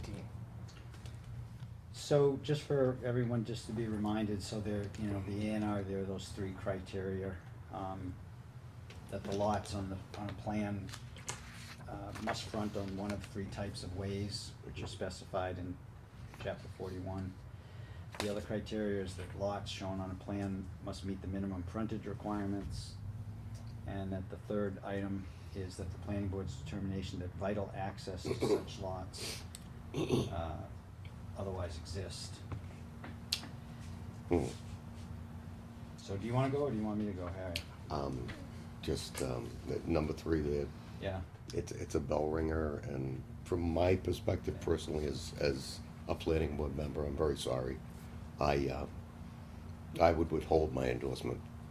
This is how you got to Heather Road. This is how Heather Road started. When I walked on this board, A&R plan came before me for Heather Road, for a road that really should never have gotten the endorsement from the planning board for A&R, but we were, as a board, pretty much compelled to do it because a previous planning board did it. And once you start it, it's a series of dominoes that just keep falling down the road. And I guess I would ask that you consider the proposed use of the property in evaluating the adequacy of the frontage. that's not in the statute. That is not in the statute. I There was under was the a- impression that it was. there was I was looking at this, adequacy of a way, and there was this court case, and, where, I just wanna try to read the highlights of it. Two of the roadways shown on the plan were between 10 and 14 feet wide, containing severe ruts, and were impassable at times due to heavy rains. The planning board determined that the plan constituted a subdivision which required approval. They denied it based on not meeting the third requirement of being accessible, vehicular traffic accessible in these ways, and the court found that they did the right thing, did not exceed its authority. I'm with Harry. It's our job. Yeah, So is you're there, right. let me ask you this, is there any other way that, because what you're trying to do, as one member, I think is great. You know, it makes all the sense in the world to me. Is there any other way that you can do it? I know of no other way to separate a parcel of land into two Can you do- pieces Can you do, you can't do easements, without, I mean, for conveyance purposes, you need a plan. right? Why did you divide the 1 and the 2 lots if you're going to the same Fish and Wildlife? I think Fish and Wildlife was assuming that the power company was gonna be expanding their width there, and they wanted to have a To separate strip it. that they could say, all right, if you're going to expand this, try to limit it to this width. That's pretty much it. That's it. John? There's a timing issue with this. You should probably figure it out, but what I would suggest under the circumstances is that, all things considered, and, I spent a ton of time on this, as you can tell. I spent a ton of time reading it. Yeah, it was really interesting, and that's one of the more enjoyable parts of this profession, is that every once in a while, you know, a lot of times it's not cut and dry, and this is not cut and dry, and it was worth spending the time with. My opinion is that this is where the A&R plan process and the court cases that are involved, this is one of those situations that just isn't, it's a void. It's a legal void what they want to do and what's the proper way for endorsing a plan such as this. Because this plan is for conveyance purposes only. They want to convey out lots, proposed lots 1 and 2, retain lot 3. Now, there's no way anything could be built on any one of these 3 lots, unless it was built on illegally, okay? That stuff can happen if no one's looking, right? But local jurisdiction would require that any development of any one of these proposed lots would require planning board approval, possibly ZBA approval, and in all likelihood, Conservation Commission approval, especially if they ever plan on encroaching into the wetland buffers. So, in any event, it's a conveyance plan. That's all it is. It's not an A&R plan. It's a conveyance plan. It's a plan that shows the conveyance of property to another party. But it is an A&R plan. Well, this is where. Understand. This is I understand. where the law is still in the void territory. Yeah. So, what I would suggest, because we're dealing with 2 things, Jay, and you would have to have the authority to do so. Would you be willing to grant this evening to this planning board more time so that maybe this board may want to consider handing this off to town council to look at and give a professional review of everything? I would support that. This isn't about just saying no. I would support that. Yeah, I mean, and I would really support it because, I've been involved with this as long as you've been doing your profession, right? And this is just one of those areas that still needs to have defined action, legally tenable action associated with it, where it doesn't now.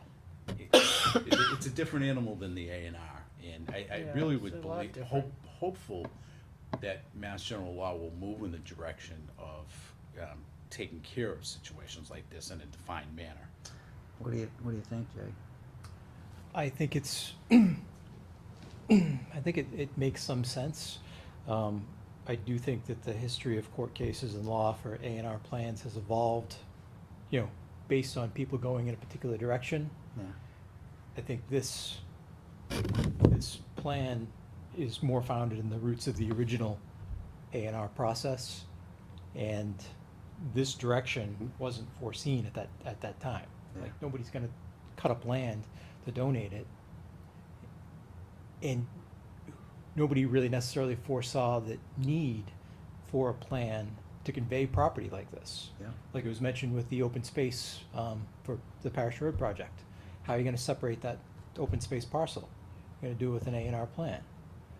Does that have adequate access? I mean, conveniently, it has frontage on Parish Road. That section of Parish Road isn't actually in Georgetown.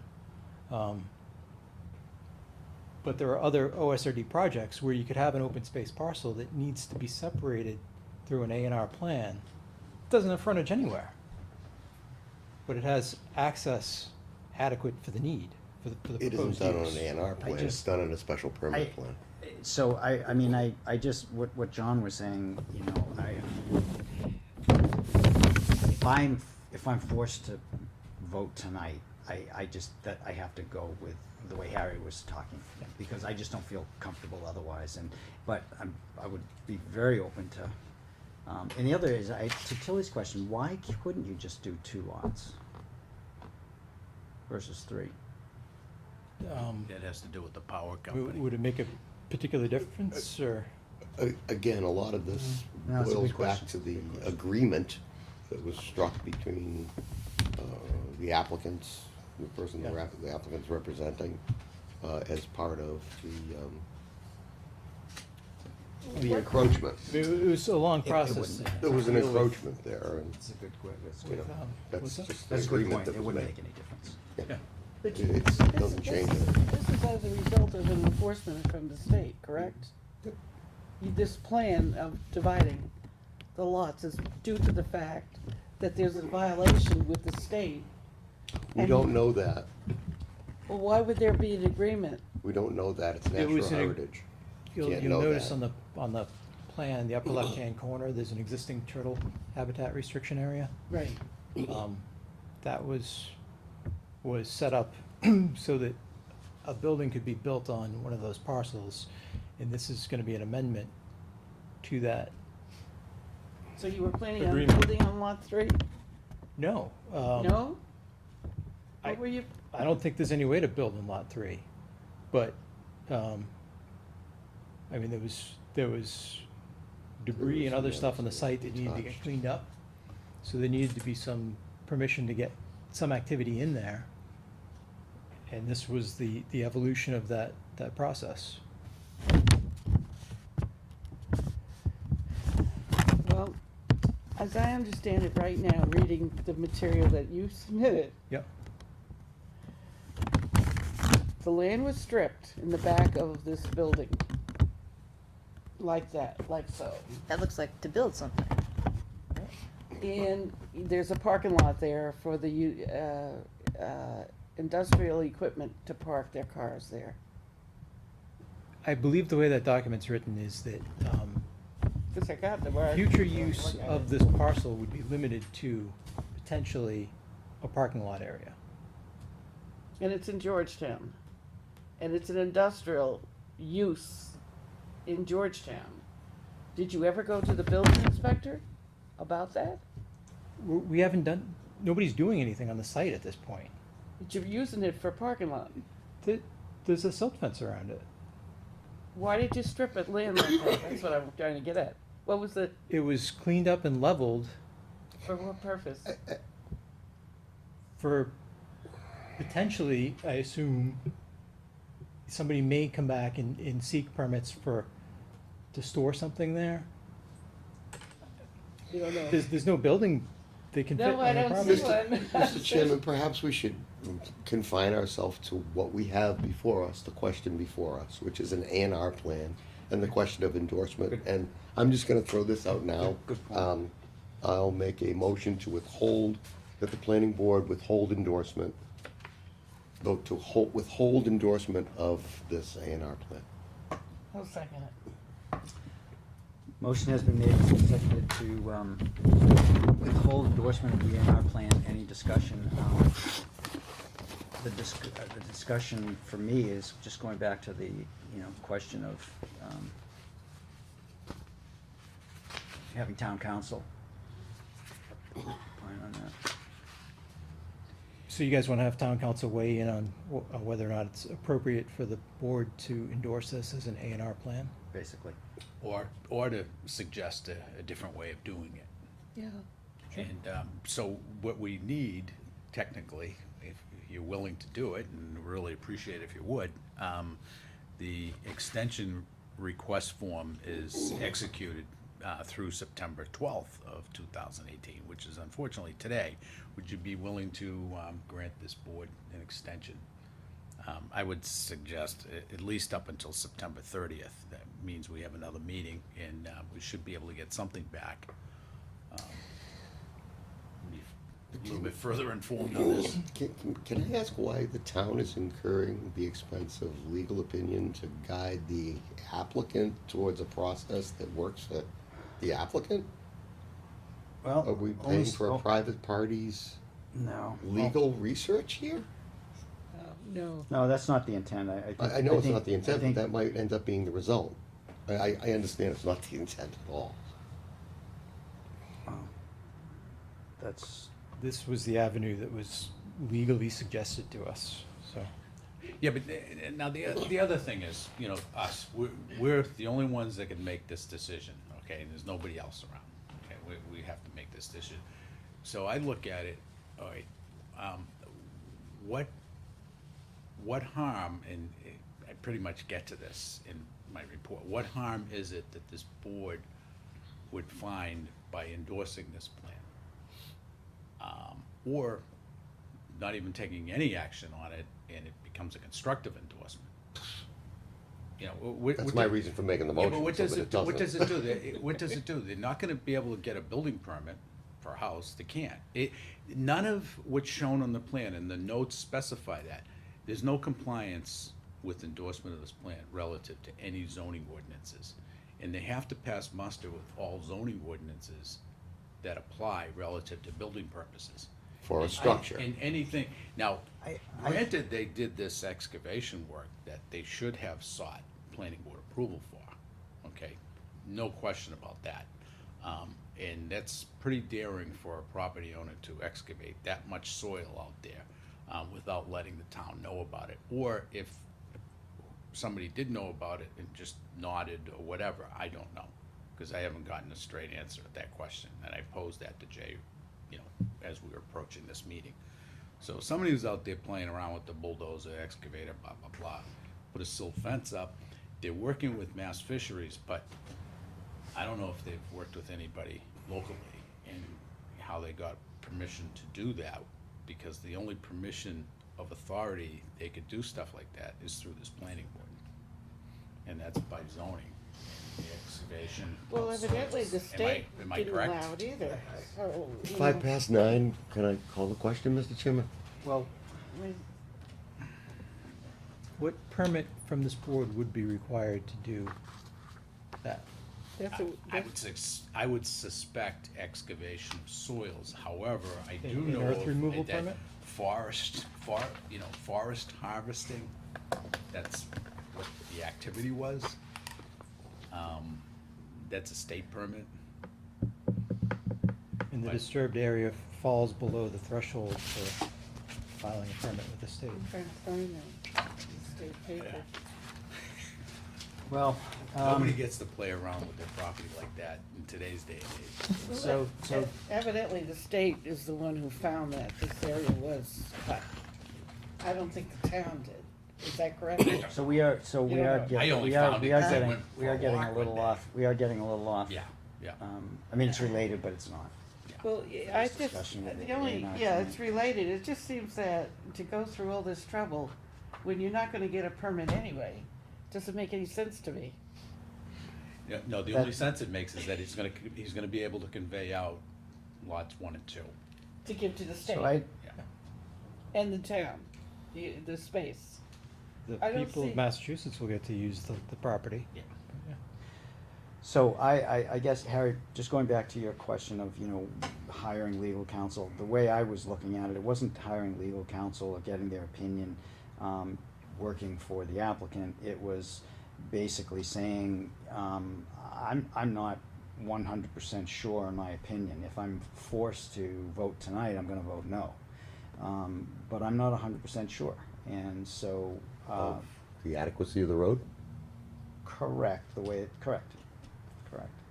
And what that. I've been there.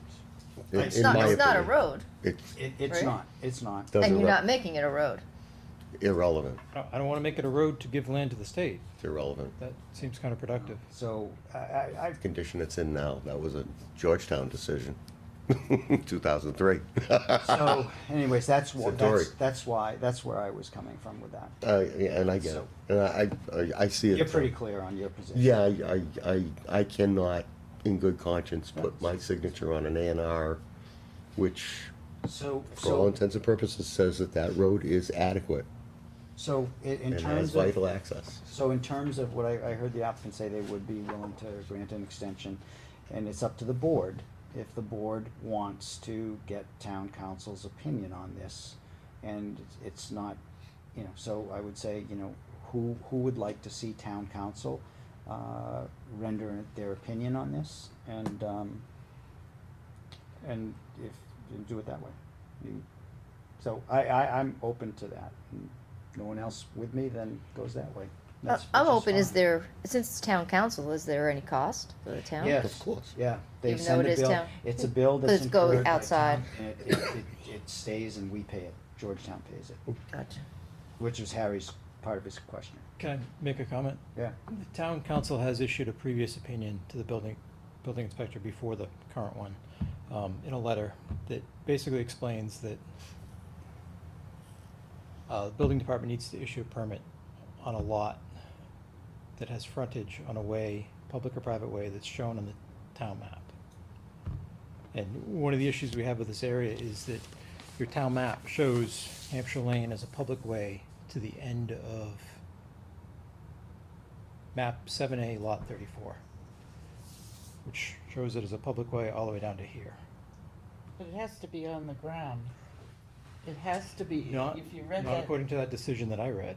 well, I read it also, but it does explicitly So say the ground. I'm sure what you're saying is accurate, but that's then and now's now. And, so it needs to be a majority. 2-2, is that what Harry's a no, I take it? To going to the attorney? To going to the attorney, no. No. To the original Joanne? question, yes. Can we have the owner pay for the attorney? Is that not? I suppose you could ask him, but I don't know how that works. Interest. Well, in a way, it's the cost of that is being incurred upon the town by the applicant. They could be responsible for paying. For us to have a completely informed decision on the best course of action to take in this, we are seeking counsel. And that counsel cost, realistically, have the authority to do it, but I think your client would entertain paying for this legal advice we're seeking or thinking about seeking.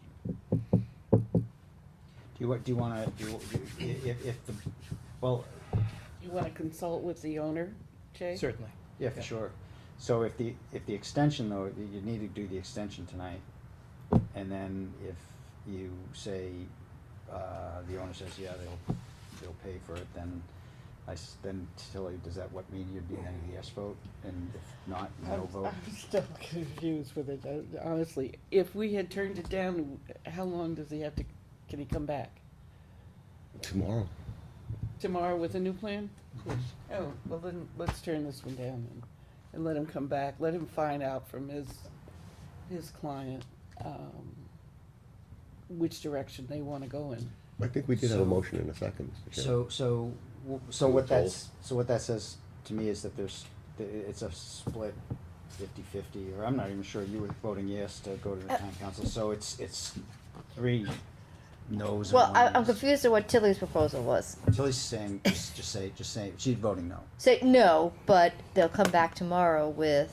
They can always apply again with something Reapply, else. there's no limit, I was just checking to see. Or they can take it to court. The safest way I feel that to vote it down is that we're limited on the 21 days, that we have to make a decision. And we can't delay it, things can happen, even if it's a day, we can mess up. And if that does happen, then it's a constructive grant where no decision was made. So to make it cleaner, you're probably better off denying it. Let Jay do whatever he's gonna do. And then come back to us. And they can come back. He's not All gonna. right, I'll so, repeat my motion, Mr. Chairman. Yeah. A motion to withhold endorsement of the plan. yeah, that was seconded by you, Tilly. Yeah. So all in favor of withholding endorsement of the plan? Aye. Aye. Aye. All opposed? So 4. Got it. Yeah, missing 1 absent. Okay. Motion to adjourn, Mr. Wait. Chairman? Oh, I'm sorry. Any suggestions on who I could talk to about having the gate removed? It's on a public way, I'm just curious. Keeper of the gate, That's the Power company. most likely. Nobody else wants to take ownership. I think it's the only gate blocking access to a public way Well, if in it's not a public Georgetown. way, and you're an interested party, having rights of access, you have the right to take the gate down. People put Get your gates up saws all that up don't there. have the Get your rights. saws all out. All the time. It's a safety thing, I think. Shouldn't be a big Okay. issue. All right, thanks, Jay. Thank you. All right, so, I think, John, what, healthy farms we're not getting into tonight, is that right? Yeah, and don't bother reading through that traffic analysis. They have since determined that Oh. it's outdated, and they have a new package. Yeah, that's going to- Colorado's, like, I mean, we really should stick with I- George, you know. Would you? would Something you- around here. Would you please mention to them, because on that traffic report, the primary reason that I was looking at the traffic report is I wanted to see how it related to maybe additional parking requirements. Yeah, They didn't talk about it at all. yeah. On their next go-round, that, I'm looking to that. Did you mention that to them? Oh, yeah. Do you understand that plan? I need an interpreter. Basically, basically they were basing it off of the old use of the old building. Oh, It was And then pretty- they added in some stuff from Colorado. How is that? And I even relevant? wonder Well, if there's that, no, I don't think they were traffic there's no engineers. traffic That was not a traffic engineer. engineered data. That was not a traffic No. engineer's report. no. So a motion was made and it was Motion, seconded. Mr. Chairman, yes, to Yeah. adjourn. All in favor? Aye. See you guys again in 2 weeks.